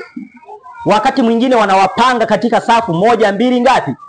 Lakini uungu una Mungu, una Mwana wa Mungu na Roho wao au uzima wao. Bwana Yesu asifiwe. Sasa nafsi ya tatu ya uungu anaposema kwamba dhambi ingeweza kushindwa na kupingwa kwa, hebu tuisome vizuri, tusiyazungumze mdomoni. Ni katika sura ya 73. Halafu sasa ni wakaribisha watu wa Mungu kwa ajili ya majibu pale. Sura ya 73 katika hiki kitabu, tutakimbia haraka. Kurasa 509. Ndio 509. Haya mwisho huko chini. Hebu tuanze hapa. Hebu tuanze pale, au hebu tuisome moja kwa moja tu kuanzia neno kwamba nguvu ya uovu. Hebu soma hapo mtumishi. Nguvu ya uovu imekuwa ikijimarisha Hebu tusikilize. Nguvu ya uovu, imekuwa ikijimarisha kwa na hapa kidogo nakosa la kiandishi. Kwako ameandikaje? Kare kwa karne. Nadhani sasa ni karne kwa karne. Maana hiyo ni karne kwa karne nyingi. Nguvu ya uovu imekuwa ikijimarisha kwa karne nyingi. Ndio. Na kujisalimisha kwa watu katika utumwa huu wa kishetani kulikuwa kwa hali ya kushangaza. Ndio. Dhambi ingeweza kupingwa na kushindwa, ndio, kwa uwezo pekee wa nafsi ya tatu ya uungu. Ndio. Ambaye asingekuja na nguvu iliyorekebishwa, bali katika utimilifu wa uweza wa uungu. Kwamba dhambi Roho ndiye anayekifanya kile kilicholetwa na mkombozi wa ulimwengu kipate kufanya kazi. Ndio. Moyo hufanywa upya na Roho. Ndio. Kupitia Roho mtu aaminie anakuwa mshirika wa hali ya uungu. Ndio. Kristo alikuwa amemtoa Roho wake kama nguvu ya kimbingu tayari tunaanza kushinda mienendo yote ya kurithi. Yaani hapo ndipo kwenye pointi kwamba, hebu rudia hayo maneno. Kristo alikuwa amemtoa Roho wake, kwamba Kristo alikuwa amemtoa Roho wake kama nguvu ya kimbingu, ili kushinda mienendo yote ya kurithi na kufundishwa ya uovu. Ndio. Na kuingiza tabia yake kwa kanisa. Nadhani hata tunaweza tukaishia hapo. Sasa mwenzetu hapo ameleta sasa kwamba hiyo nafsi ya tatu ya uungu ni nini? Je, ni kiumbe kingine? Hapo inazungumzia nini? Na hapo kwa mfano kwamba katika hiyo aya, katika hiyo nukuu Ufunuo wamebadilisha hayo maneno, wao wakampachikia nabii maneno ya Utatu Mtakatifu. Hebu turudi sasa katika majibu. Ni wakaribisha watu wa Mungu, karibuni kwa ajili ya majibu, karibuni kwa ajili ya majibu, kwamba tunakutana na hiyo hoja. Tunapokutana hiyo hoja sasa, huyo mtu tutamfafanuliaje? Kumbuka nabii nukuu imesema kwamba dhambi ingeweza kupingwa na kushindwa kwa uwezo pekee. Kwa uwezo pekee. Nadhani ni moja ya maneno ya kukazia, kwa uwezo pekee. Inaposema pekee, kwa mfano kwamba hapa kwamba ninamhitaji Amoni pekee, maana yake simhitaji mwingine. Inaposema kwa uwezo pekee, maana yake kwamba hakuna uwezo mwingine ambao unaweza kumsaidia mwanadamu kushinda nini? Dhambi. Kwa maana kwamba uwezo pekee ambao utamsaidia ni ile nafsi ya tatu ya nini? Sasa huo uwezo pekee ni nini? Si ndivyo watu wa Mungu? huo uwezo pekee ni nini? Ndilo swala la msingi, kwamba uwezo pekee wa nafsi ya tatu ya uungu. Sasa nafsi ya tatu ya uungu ni nini? Lakini pia tumeambiwa ni uwezo pekee, maana yake hakuna uwezo mwingine. Sasa karibuni sasa kwa ajili ya majibu, watu wa Mungu, karibuni. Karibu mtumishi Michael, karibu.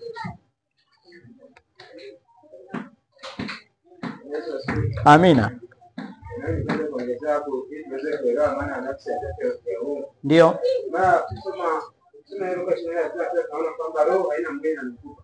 Luka 24:39 sawa. Jinsi roho ambayo tunaweza kuwa nafsi ya tatu ya uungu. Nimesoma hilo kwa kitabu cha Mungu kwa sura ya 21. Anasema kwamba kwa kuwa wengi wametafsiri nukuu hiyo vibaya na kumwasilisha kwa washiriki Roho Mtakatifu kama nafsi yenye mwili, tuendelee kupata ufafanuzi zaidi kwamba huenda tukapona, kwamba hebu tusome na maneno haya ili tudhihirishe kwamba kweli Roho Mtakatifu ni kiumbe kingine kama ya Baba na Mwana, kama wanavyofundisha wasomi leo kwamba roho, lakini wajua roho haina mwili. Tunasema hivyo basi hawezi kuwa nafsi. Kwa kuwa haina mwili hawezi kuwa nafsi, kwa sababu nafsi ni mwili na roho. Lakini inapoingia ndani ya viumbe watakatifu kuteka nafsi kiumbe husika na kuwa nafsi ya tatu ya uungu. Kwa hiyo kwamba roho inakuwa nafsi ya tatu ya uungu pale inapomteka mwanadamu ambaye amekubali Yesu Kristo. Kwa hiyo tunapokuwa ndani yake mwanadamu anakuwa amebeba asili ya uungu. Hiyo mwanadamu ndiye anakuwa nini? Amekuwa amebeba ile roho kwa Yesu Kristo ndani yake, ndiye anakuwa nafsi ya tatu ya kiungu, ambapo ndio Yesu mwenyewe alikuwa hiyo asili. Kama vile nafsi ya tatu ya uungu alikuwa nafsi ya binadamu. Kwa hiyo tunaona kwamba alikuwa nafsi ya binadamu kwa ni asili ya tatu ya kiungu, nafsi ya tatu ya kiungu na sio kiumbe kingine. Ila ni Yesu mwenyewe. Kwamba nafsi ya tatu ya uungu ni Yesu mwenyewe katika asili ya roho. Mwingine, karibu mtumishi. Bwana Yesu asifiwe. Amina. Swali hili ni swali nyeti sana na tunapaswa kufafanua na kuelewa vizuri jinsi inavyotakiwa. Katika kitabu hiki cha Tumaini la Vizazi Vyote sura ya 84 inaeleza roho ni kitu gani. Na kimsingi ili tujue kwa mujibu wa swali lazima tutambue roho ni kitu gani. Na ndipo tunapotambua roho ni kitu gani, ndipo tunapotambua nafsi ya tatu ya uungu ni kitu gani. Sura hii ya 84 amani iwe kwenu, aya ya mwisho kabisa. Anasema hivi: wakashtuka wakaogopa sana, wakidhani ya kwamba wanaona roho. Akawaambia, mbona mnafadhaika? Na kwa nini mnaona shaka mioyoni mwenu? Tazameni mikono yangu na miguu yangu, ya kuwa mimi mwenyewe nishikeni, ya kuwa ni mimi mwenyewe, shikeni muone. Kwa kuwa roho haina mwili na mifupa kama mnavyoniona mimi kuwa nayo. Na baada ya kusema hayo, aliwaonyesha mikono yake na miguu yake. Kwa hiyo kumbe kabisa roho ili iwe roho haina mwili wala haina mfupa. Lakini sasa hii ndiyo roho inayozungumzwa. Sasa roho ni kitu gani, au nafsi ya tatu hiyo inayozungumzwa ni kitu gani? Ukienda katika huo ukurasa wa 610 hiyo Tumaini ya Vizazi Vyote sura ya 84 hapo anasema hivi, ukianzia hapo katikati anasema kabla ya wanafunzi kuweza kutekeleza wajibu wao rasmi unaohusiana na kanisa, Kristo aliwapulizia Roho Mtakatifu. Alikuwa anakabidhi kwao amana takatifu mno, na alitamani kuwaonyesha kwamba bila Roho Mtakatifu kazi hii isingewezekana kufanywa. Roho Mtakatifu ni pumzi ya uhai wa kiroho ndani ya mtu. Kumjaza mtu roho ni kumjaza uhai wa Kristo. Roho Mtakatifu ni pumzi ya uhai wa kiroho. Unajua kimsingi kuna pumzi ya uhai wa kiroho na pumzi ya kawaida ambayo tumepuliziwa tulipoumbwa, ambayo hata wanyama wako nayo. Lakini pumzi ya uhai wa Kristo ni Roho wa Kristo ambaye pia anatuongoza kufanya matendo yaliyo mema. Kimsingi mtu ambaye hayuko kwa Kristo hana pumzi ya uhai wa kiroho. Na hiyo ndio tafasiri kwamba nafsi ya tatu ya uungu ni pumzi ya uhai wa kiroho wa Kristo ambao watu wa Mungu tunapokea. Aha. Asante sana. Nadhani sasa hilo kuna mwingine ananyongeza. Karibu mtumishi Amos. Nadhani tunaendelea kupokea majibu.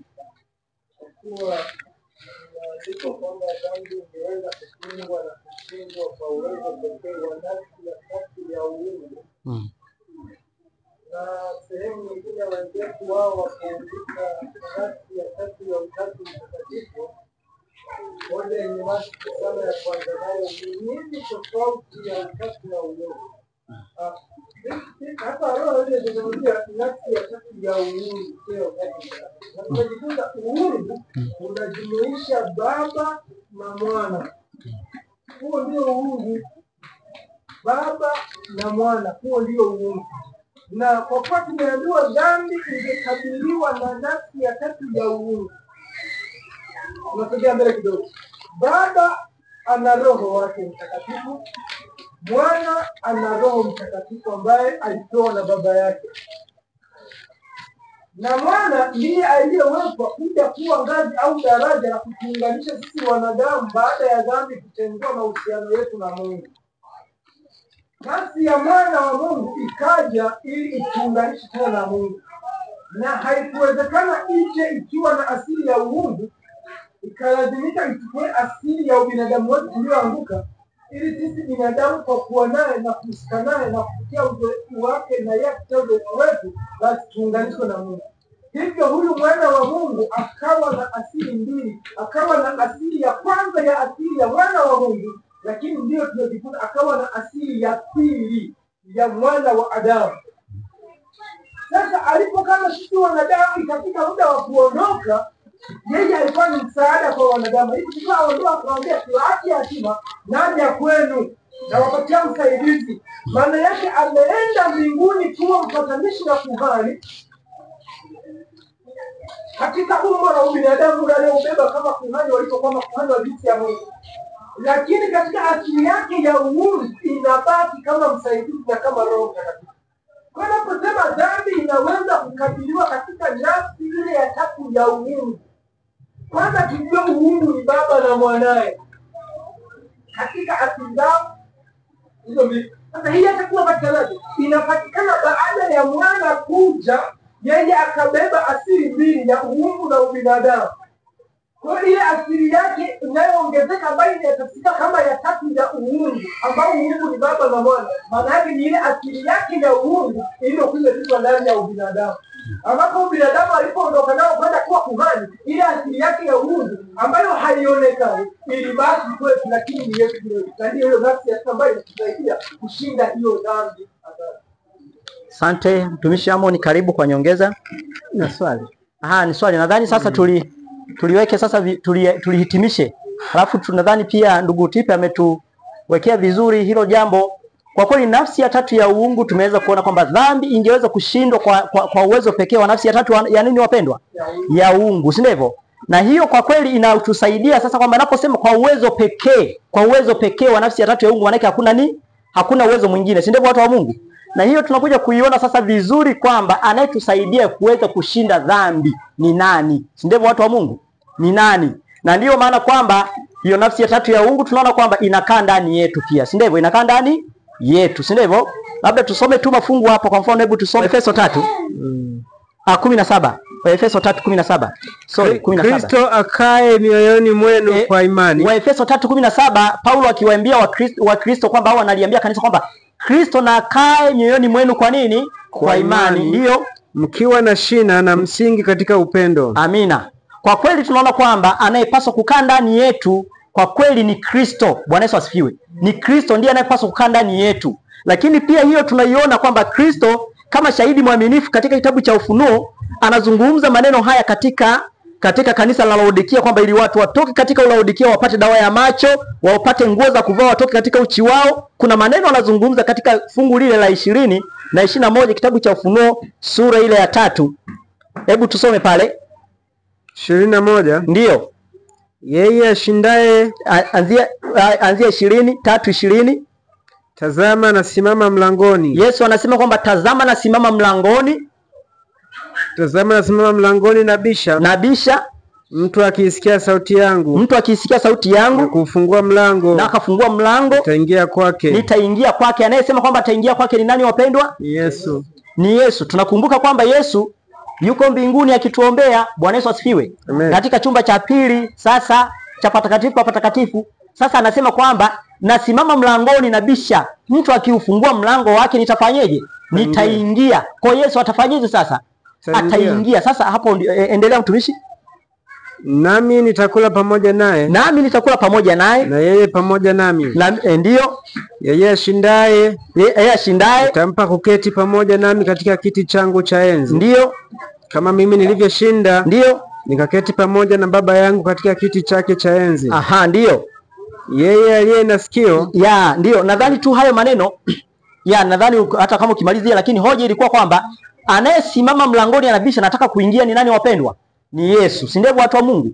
Maana yake kwamba Yesu anaingiaje ndani yangu na anaingiaje ndani yako? Si ndio watu wa Mungu?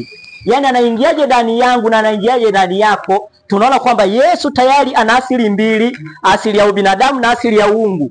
Asili ya uungu ndio ambayo inamfanya wepo kila mahali, ambayo pia Baba anakuwa kila mahali, anakuwa katikati yetu, anakuwa ndani yetu. Sasa tunakuja kwamba Yesu sasa anaingiaje ndani yetu? Si ndio watu wa Mungu? Anaingiaje ndani yetu? Na hapo ili kusudi tukishaliweka hilo sawa, tunamalizia tunafunika sasa, hiyo inakuwa imeeleweka. Yesu anaingiaje ndani yetu? Maana anasema anasimama anabisha. Na hapa tunaenda moja kwa moja tu kwamba wanaokuja kubisha ambao wanakuja kuwakilisha uwepo wa Kristo ni malaika, si ndivyo? Malaika ndio ambao wanatunong'oneza habari za Kristo kwamba tufungue milango yetu, tufungue mioyo yetu. Maana yake kwamba wakati mwingine tunaona kwamba Mungu pia anatumia wajumbe wake wanadamu, kwamba Yesu anasema anasimama mlangoni nafanyeje? Nabisha. Sasa anasema mtu akifungua mlango ataingia ndani yetu. Labda niwaulize washiriki kwamba Yesu anaingiaje ndani yetu na anakaa ndani yetu kwa namna gani? Karibu Michael.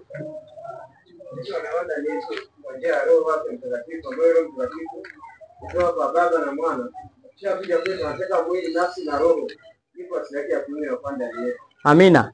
Wapendwa, Bwana Yesu asifiwe. Kwamba Yesu anakaa ndani yetu kwa njia ya roho wake, maana roho wa Mungu anatolewa. Na Mungu anapotupatia roho wake, maana yake kwamba anajitoa mwenyewe kwetu. Bwana Yesu asifiwe. Yesu anapotupatia roho wake, maana yake anajitoa mwenyewe kwetu, maana roho na mwenye roho sio viumbe viwili tofauti. Lakini kumbuka pia Yesu ana asili ya ubinadamu. Bwana Yesu asifiwe. Ana asili ya ubinadamu. Kwa anapokaa ndani yetu ndipo anatuwezesha kushinda dhambi. Anatuwezesha kushinda nini wapendwa? Dhambi. Hebu tusome katika kitabu kile cha Wafilipi 4 mstari ule wa 13. Paulo anasemaje juu habari ya Kristo? Kitabu cha Wafilipi 4 mstari wa 13. 4:13. Ndio. Neno la Mungu linasema. Ndio. 4:13 inasema. Linasemaje? Nayaweza mambo yote katika yeye anitiaye nguvu. Wapendwa, Paulo anasema kwamba nayaweza mambo yote katika yeye anitiaye nini? Nguvu. Na anayetutia nguvu hapa Paulo anazungumza habari za Kristo. Bwana Yesu asifiwe. Anazungumza habari za Kristo ambaye alisema katika Mathayo 28 mstari wa 20, na tazama niko pamoja nanyi hata ukamilifu wa nini wapendwa? Wa dahari. Anakuwa pamoja na sisi katika asili yake ya uungu kwa njia ya roho. Bwana Yesu asifiwe. Kwa Yesu anapokuja katika asili yake ile ya uungu, maana yake anakuja kwetu kwa njia ya roho wake, maana roho wa Mungu anatolewa. Sasa tusome sasa nukuu moja, halafu nimkaribishe mtumishi Amoni, sura ya 16 ya kitabu cha Tumaini la Vizazi Vyote. Sura ya 16 Tumaini la Vizazi Vyote, tutasoma hiyo nukuu alafu tunafunga sasa.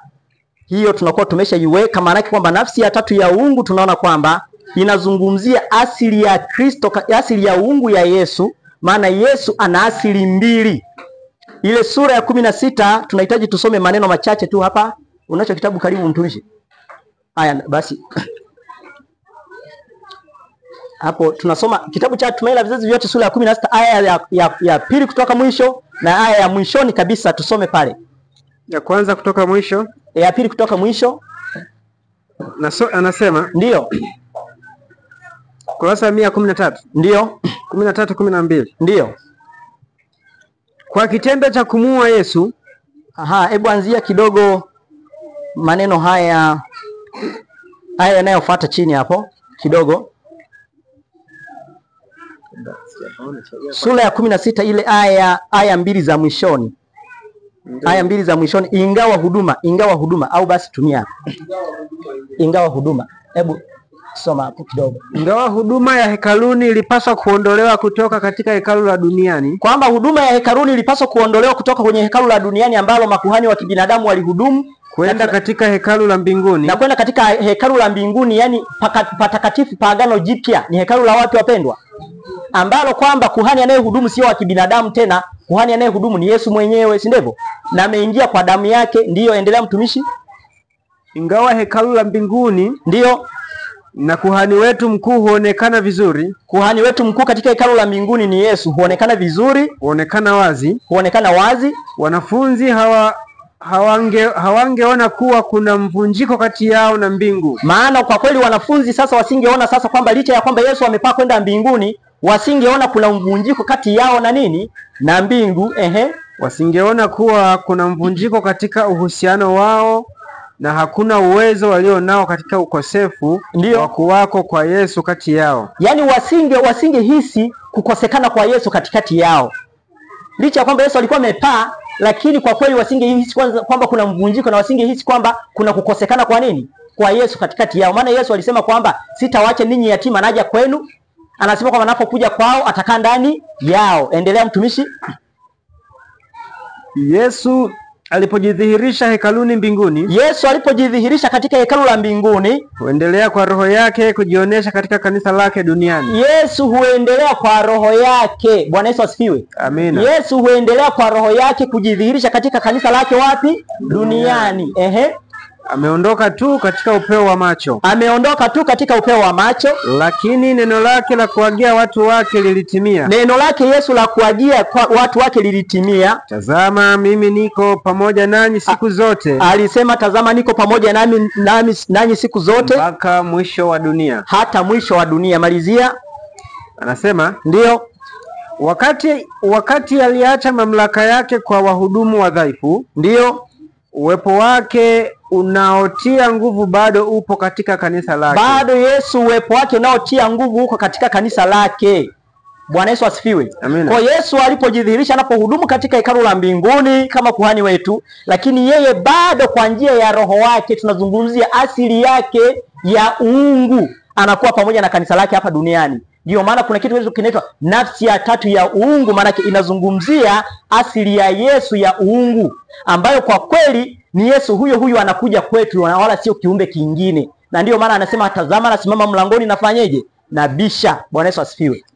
Nadhani mtumishi wa Mungu Tipe ameleta hilo jambo, kwa sababu kwa jinsi ambavyo linaendelea kuvurugwa na watu wa Mungu, tuwasaidie kwamba hakiji kiumbe kingine ila ni Yesu mwenyewe, ni Yesu mwenyewe katika asili yake ya uungu. Lakini tunaona kwamba wanaotumwa ni malaika. Wanaotumwa ni nani wapendwa? Ni malaika. Bwana Yesu asifiwe. Wanaotumwa ni malaika. Asante sana. Nadhani tuko pamoja watu wa Mungu. Basi mtumishi Amoni, karibu. Bwana Yesu asifiwe. Amina. Nina swali moja. Ndio. Najenga kwenye hoja ya hii nafsi ya tatu ya uungu, sijaelewa vizuri. Ndio. Maana tunajifunza kwamba uungu ulipochangamana na ubinadamu, Yesu akawa na asili mbili. Ndio. Kwamba ni asili mbili ambazo zilichangamana. Ndio. Lakini zikifanya kazi kila moja kwa upekee wake. Ndio. Sasa nashindwa kuelewa, baada ya kuwa Yesu amemaliza kazi ya huduma ya ukombozi, anarudi mbinguni. Nadhani sasa ndipo asili ziliachana pia, sio? Zikatengana. Moja ikabaki duniani kama ambavyo mfundishaji umesema. Katika asili ya roho, Yesu analihudumia kanisa duniani. Katika asili ya binadamu yuko mbinguni. Aha. Sasa nashindwa kuelewa kwamba kiwa asili hizi mbili tayari zishatengana, inabaki vipi kuwepo na nafsi ya tatu, ili hali ya binadamu imebaki kama ubinadamu yuko mbinguni, ama mbinguni kwenye hekalu ni Mungu pia aliyeko kule anatupatanisha? Sielewi. Na duniani hapa ni Mungu. Lakini pia kipengele cha pili pale msalabani, Biblia imesema damu ya mwanadamu wala damu ya malaika isingetosha kulipa gharama ya dhambi. Sasa nashinda kuelewa, msalabani aliyekufa pale ni mwana wa Mungu au ni mwana wa Adamu?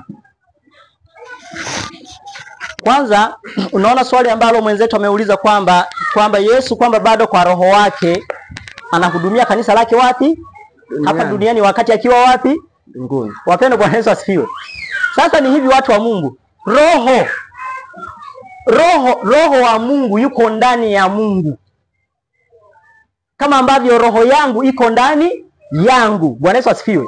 Kwa maana kwamba Yesu anapohudumia kanisa lake kwa njia ya roho wake, maana roho atokae kwa Baba, si ndivyo? Maana kwamba anapohudumia kanisa lake kwa njia ya roho wake, sio kwamba roho na huu mwili vimetengana.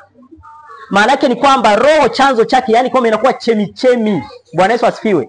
Kwa hata tunapozungumza kwamba Mungu anatupatia roho wake, sio kwamba yeye anabaki hana nini?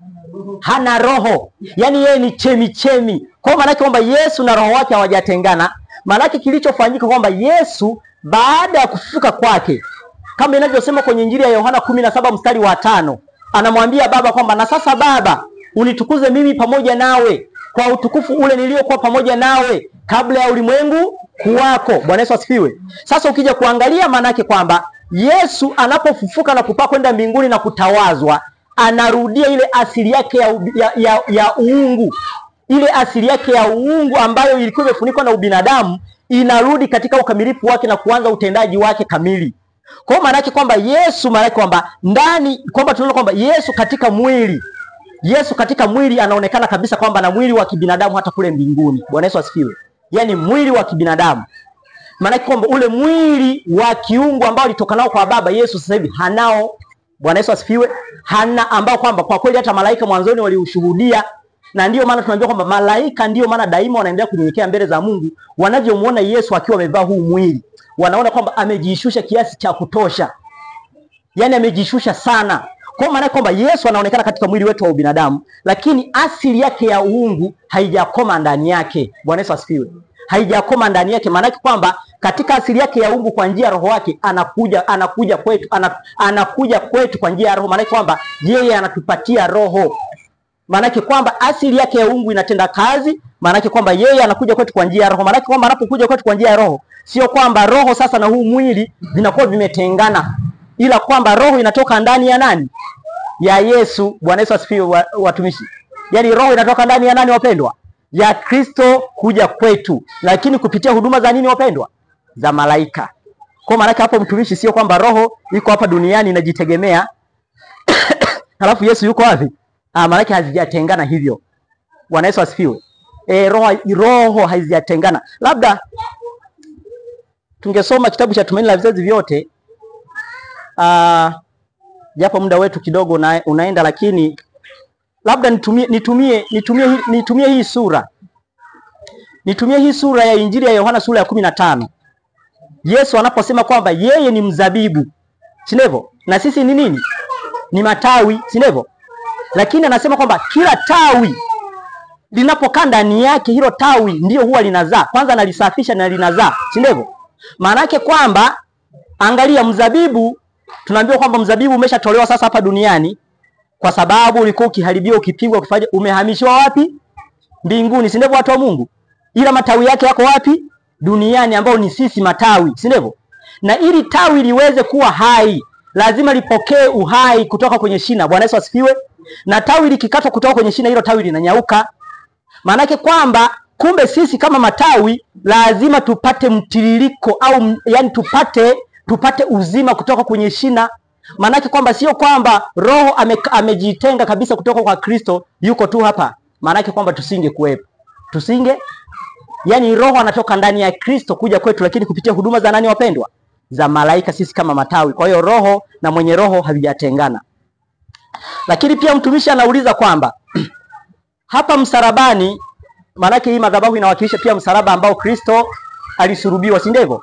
Hapo msalabani amesema kwamba damu hata ya malaika isingefaa kumkomboa mwanadamu, si ndivyo? Lakini pia damu hata ya wanyama haikutosha kumkomboa nani? Mwanadamu, si ndivyo? Sasa Yesu alichukua kwamba Yesu aliposulubiwa pale msalabani, alisulubiwa kama mwana wa Adamu au kama mwana wa Mungu, si ndivyo watu wa Mungu? Alisulubiwa kama mwana wa Adamu, kama mwana wa Mungu. Kwa kweli aliyesulubiwa ni mwana wa Mungu aliyevaa asili ya ubinadamu. Bwana Yesu asifiwe. Yaani kwamba aliyesulubiwa ni mwana wa Mungu aliyevaa asili ya nini wapendwa? Ya ubinadamu.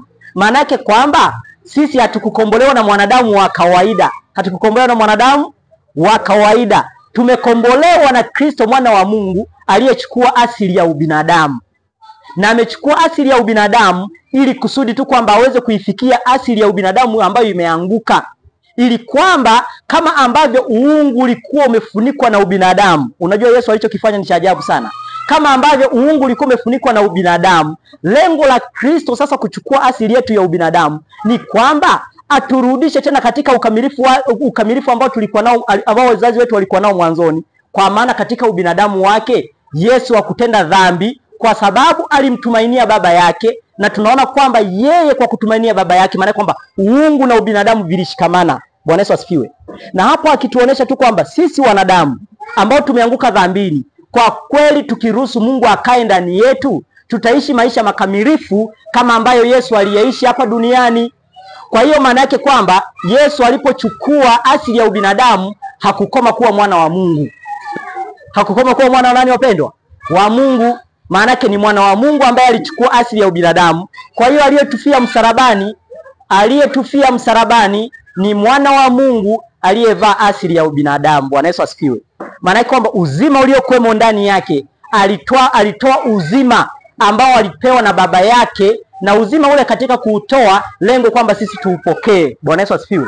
Lengo kwamba sisi tuupokee. Kwa hiyo tulifiwa msalabani na Kristo mwana wa Mungu aliyevaa asili ya ubinadamu. Labda kama kuna nyongeza watu wa Mungu tunapoenda kuhitimisha sasa. Kuna nyongeza katika maswali yaliyoulizwa hapa? Asante mtumishi. Naam, lakini pia labda sasa kwa nyongeza hiyo, ndio kutoka kitabu cha Yohana sura ya 5 mstari wa 26. 5:26. 5:26 hapo kuna kitu kiongeze samani. Ongezea hapo mtumishi. Yohana 5:26 hapo. 5:26. Nasema maana kama vile baba alivyo na uzima nafsini mwake, hivyo alimpa na mwana kuwa na uzima nafsini mwake. Hivyo alimpa na mwana kuwa na uzima nafsini mwake. Kwa hiyo kumbe pia tunaona uzima wa baba ni roho yake. Kimsingi roho inapokuwa kando na mwenye roho, hicho kiumbe hakiko hai tena. Kwa kumbe ili kiumbe chochote kiwe hai, lazima roho ya hicho kiumbe iwe pamoja na nini? Na hicho kiumbe. Kwa maana kwamba kama ambavyo uzima baba alipo na uzima nafsini mwake, ndivyo baba ana uwezo wa kumpa nani? Mwana nafsini mwake.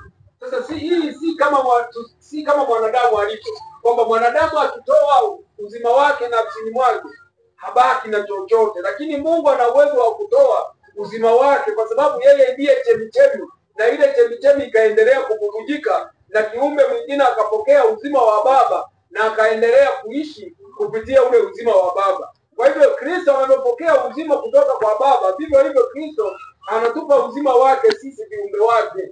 Kwa hiyo ule uzima wa Kristo tunapopokea sisi tunaendelea kububujika, tunaendelea kuishi kupitia zile nini? Ule uzima wa Kristo. Kwa hiyo roho wa Mungu anatoa roho wake kwenda kwa Kristo, na Kristo anatoa roho wake kuja kwa viumbe wake wale wanaomheshimu na kumwamini. Na hiyo ndiyo falsafa ya nafsi ya tatu ya uungu. Asante.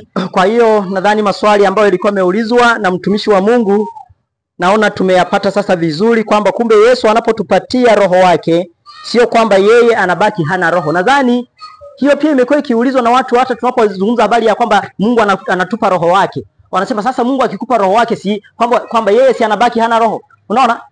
kwamba yani kwamba Mungu, yani kwamba roho ni kiumbe kingine, au kwamba Mungu akitoa roho wake yani anakuwa ameishiwa hapana. Roho maana kwamba roho wa Mungu, kwamba Mungu yeye ni chemichemi. Hebu sasa labda tuisome hii nukuu tu, natamani mbona yani nashawishika ni tuisome tu sura ya kwanza hii, tumalizie sura ya kwanza ya kitabu cha Tumaini la Vizazi Vyote. Katika sura hii hebu anzia hapa mtumishi, ni kurasa wa 12 aya ya kwanza, ya pili, ya tatu, ya 4. Tuanzie aya ya 4 mtumishi, aya ya 4 tukianzia hapo, kwamba Mungu anapotupatia roho wake sio kwamba yeye anabaki hana roho. Yeye ndiye chemichemi, yeye ndiye chemichemi ya uzima, lakini roho anatoka kwa Baba, anakuja kwamba roho anatoka kwa Baba, atokai kwa Baba yuko ndani ya Mwana, kutoka kwa Mwana kuja kwa malaika. Malaika kama wabebaji, wabeba mafuta, unaona, wanatuletea na sisi tunapokea uzima unaotoka kwa Baba. Wao kama wanaleta nguvu ya Mungu. Sasa hapo hebu tusome vizuri, mtu wa Mungu, tusome. Ukiacha kuwakilisha hivyo vyote vidogo, ndio tunamuona Mungu ndani ya Yesu. Kwamba tunamuona Mungu ndani ya nani? Sasa unajua haya mambo nayo ni mazito. Kwamba kwa nini tunamuona Mungu ndani ya Yesu? Kwa sababu Mungu alimpatia Yesu roho wake, si ndivyo watu wa Mungu? Kwa sababu Mungu anapotupatia roho wake, Mungu anakuwa amejitoa mwenyewe. Bwana Yesu asifiwe. Kwa hiyo ukisoma hiyo pia inazungumzwa kwenye kitabu cha Shuhuda gombo la 7 ile ukurasa wa 273 aya ya kwanza, kwamba katika kutupa roho wake Mungu amejitoa mwenyewe kwetu. Inaelezwa hivyo kwamba Mungu anapotupatia roho wake anajitoa mwenyewe. Katika kitabu hiki ni ukurasa wa 125 ile aya ya kwanza, pale imenukuliwa kwenye kitabu cha Shuhuda gombo la 7 ukurasa wa 273 aya ya kwanza, kwamba Mungu anapotupatia roho wake anajitoa mwenyewe kwetu. Maana roho na mwenye roho sio viumbe viwili tofauti. Bwana Yesu asifiwe. Kwa hapo tunaambiwa kwamba tunamuona Mungu ndani ya Yesu. Anza upya mtumishi.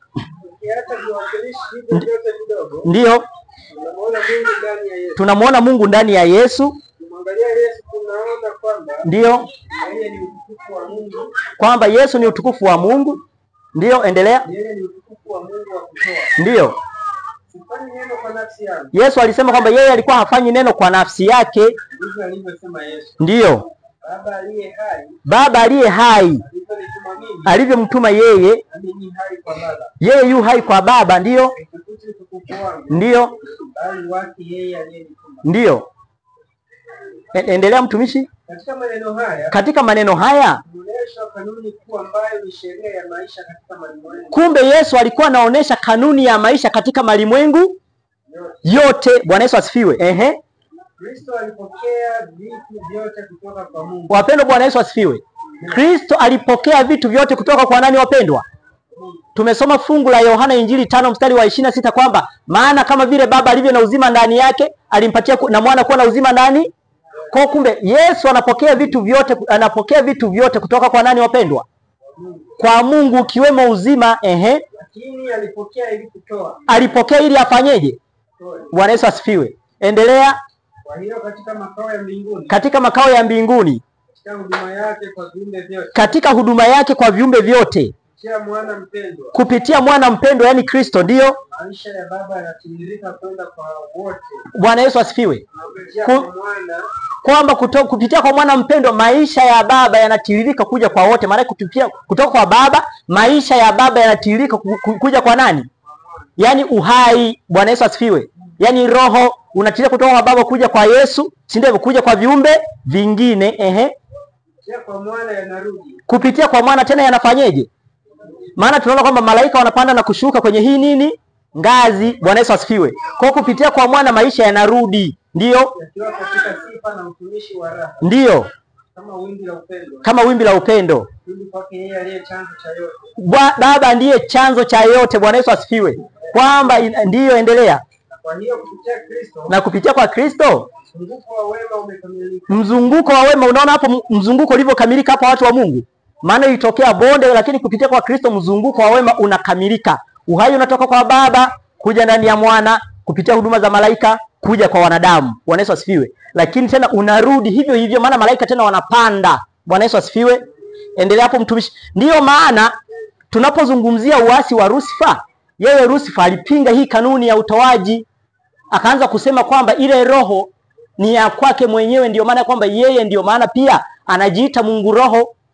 Ukisoma kitabu cha nani cha Wazee na Manabii ile sura ile tu ya kwanza ile, kwamba shetani alianza kujivunia kwamba ule utukufu au ile roho ni ya kwake, ila kwamba roho alikuwa anatoka kwa nani? Kwa Baba. Yeye alikataa hii kanuni. Nadhani pia hata kwenye hiyo sura inaelezwa kwamba katika, hebu nadhani tuisome tu vizuri. Endelea mtumishi. Kule mbinguni, hebu mbinguni ndiko sheria hii ilivunjwa. Kwamba kule mbinguni ndiko sheria hii ilifanyeje? Ilivunjwa. Dhambi iliibuka katika kutafuta nini? Ubinafsi. Lucifer akakataa hii kanuni ya kutoa, akidhani kwamba ile roho au kwamba ule uzima ni wa kwake, na yeye akahitaji malaika mpaka wamsujudie ndipo atoe, ndipo afanyeje? Lakini ule uzima ulikuwa unatoka kwa nani wapendwa? Kwa Baba. Hakutakiwa kusujudiwa, aliyekuwa anatakiwa kusujudiwa ni Mungu na mwanae. Kumbe hii kanuni ilivunjwa wapi? Mbinguni. Kwa hiyo watu wa Mungu, Mungu anapotupatia roho wake, sio kwamba yeye anabaki bila roho. Yesu anapotupatia roho wake ambaye ni roho wa Mungu, maana kwamba uzima unatoka kwa Baba kuja kwa mwana kupitia malaika kuja kwetu, tena unarudi. Bwana Yesu asifiwe. Kwa mzunguko unaunganishwa. Kwa hiyo ukija kuangalia sasa, mambo haya yanatusaidia watu wa Mungu tunapopeleka huu ujumbe wa mwisho. Lazima tuelewe kwamba Mungu anatendaje kazi. Lazima tuelewe kwamba katikati yetu tunao malaika, na malaika hawa kwa kweli twaweza kuweka makomeo. Hata malaika waovu tunaweka ulinzi tu, makomeo na nini, lakini tunasahau kuweka makomeo kwenye mioyo yetu. Kwa malaika kwanza wema, kwa kweli wanakuwa na sisi kila mahali. Tena nabii anasema kwamba wanaingia mpaka vyumbani mwetu. Unajua watu wa Mungu wanaingia mpaka vyumbani mwetu. Malaika watakatifu wanaingia mpaka vyumbani mwetu.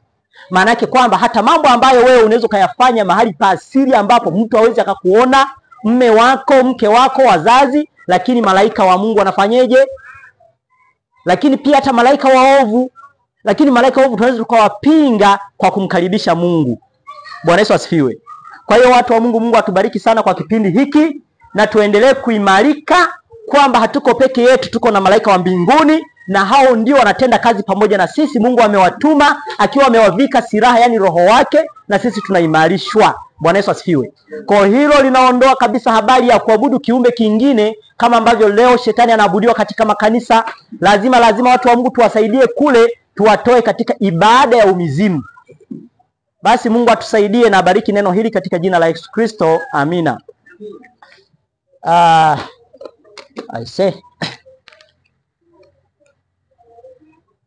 Basi watu wa Mungu, kwa unyenyekevu, hebu haya mambo Mungu atusaidie, na tumsihi Mungu atutie nguvu katika hili pambano tuweze kusimama imara. Maana Paulo anasema kwamba katika Wafilipi 4:3, na yaweza yote katika yeye atutie nini? Kwamba lazima tuombe Kristo atutie nguvu katika hili pambano, na tufanye kazi. Watu wa Mungu, tufanye kazi, maana malaika wa Mungu wako pamoja na sisi. Mungu yuko pamoja na sisi. Kwa hiyo watu wa Mungu, tunapoenda kulimaliza hili juma jingine, tulete taarifa hapa za ushuhuda. Maana yake kwamba tunapoacha kuingia, maana yake kwamba tunarudisha kazi ya Mungu nyuma. Maana yake kwamba malaika wa Mungu wanakuja na ujumbe, lakini wanakuta watu wa Mungu ambao wanapaswa kupokea ujumbe na kuupeleka hawako tayari, na hivyo tunabaki wakavu. Tunabaki nini? Tunabaki wakavu, maana mzunguko lazima ukamilike. Lazima mfanyeje wapendwa? Lazima mzunguko ukamilike. Kwa kweli tunabaki wakavu. Tunapobaki wakavu, hatutabaki peke yetu. Lazima shetani ataanza kutafuta mahali pa kujipenyeza, na sisi tunapaswa kumpinga yeye, tunapaswa kumtii Mungu, tumpinge shetani, na yeye atafanyeje? Atatukimbia.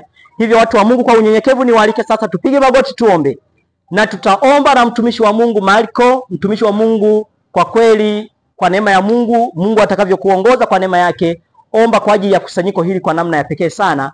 Basi tuombe watu wa Mungu.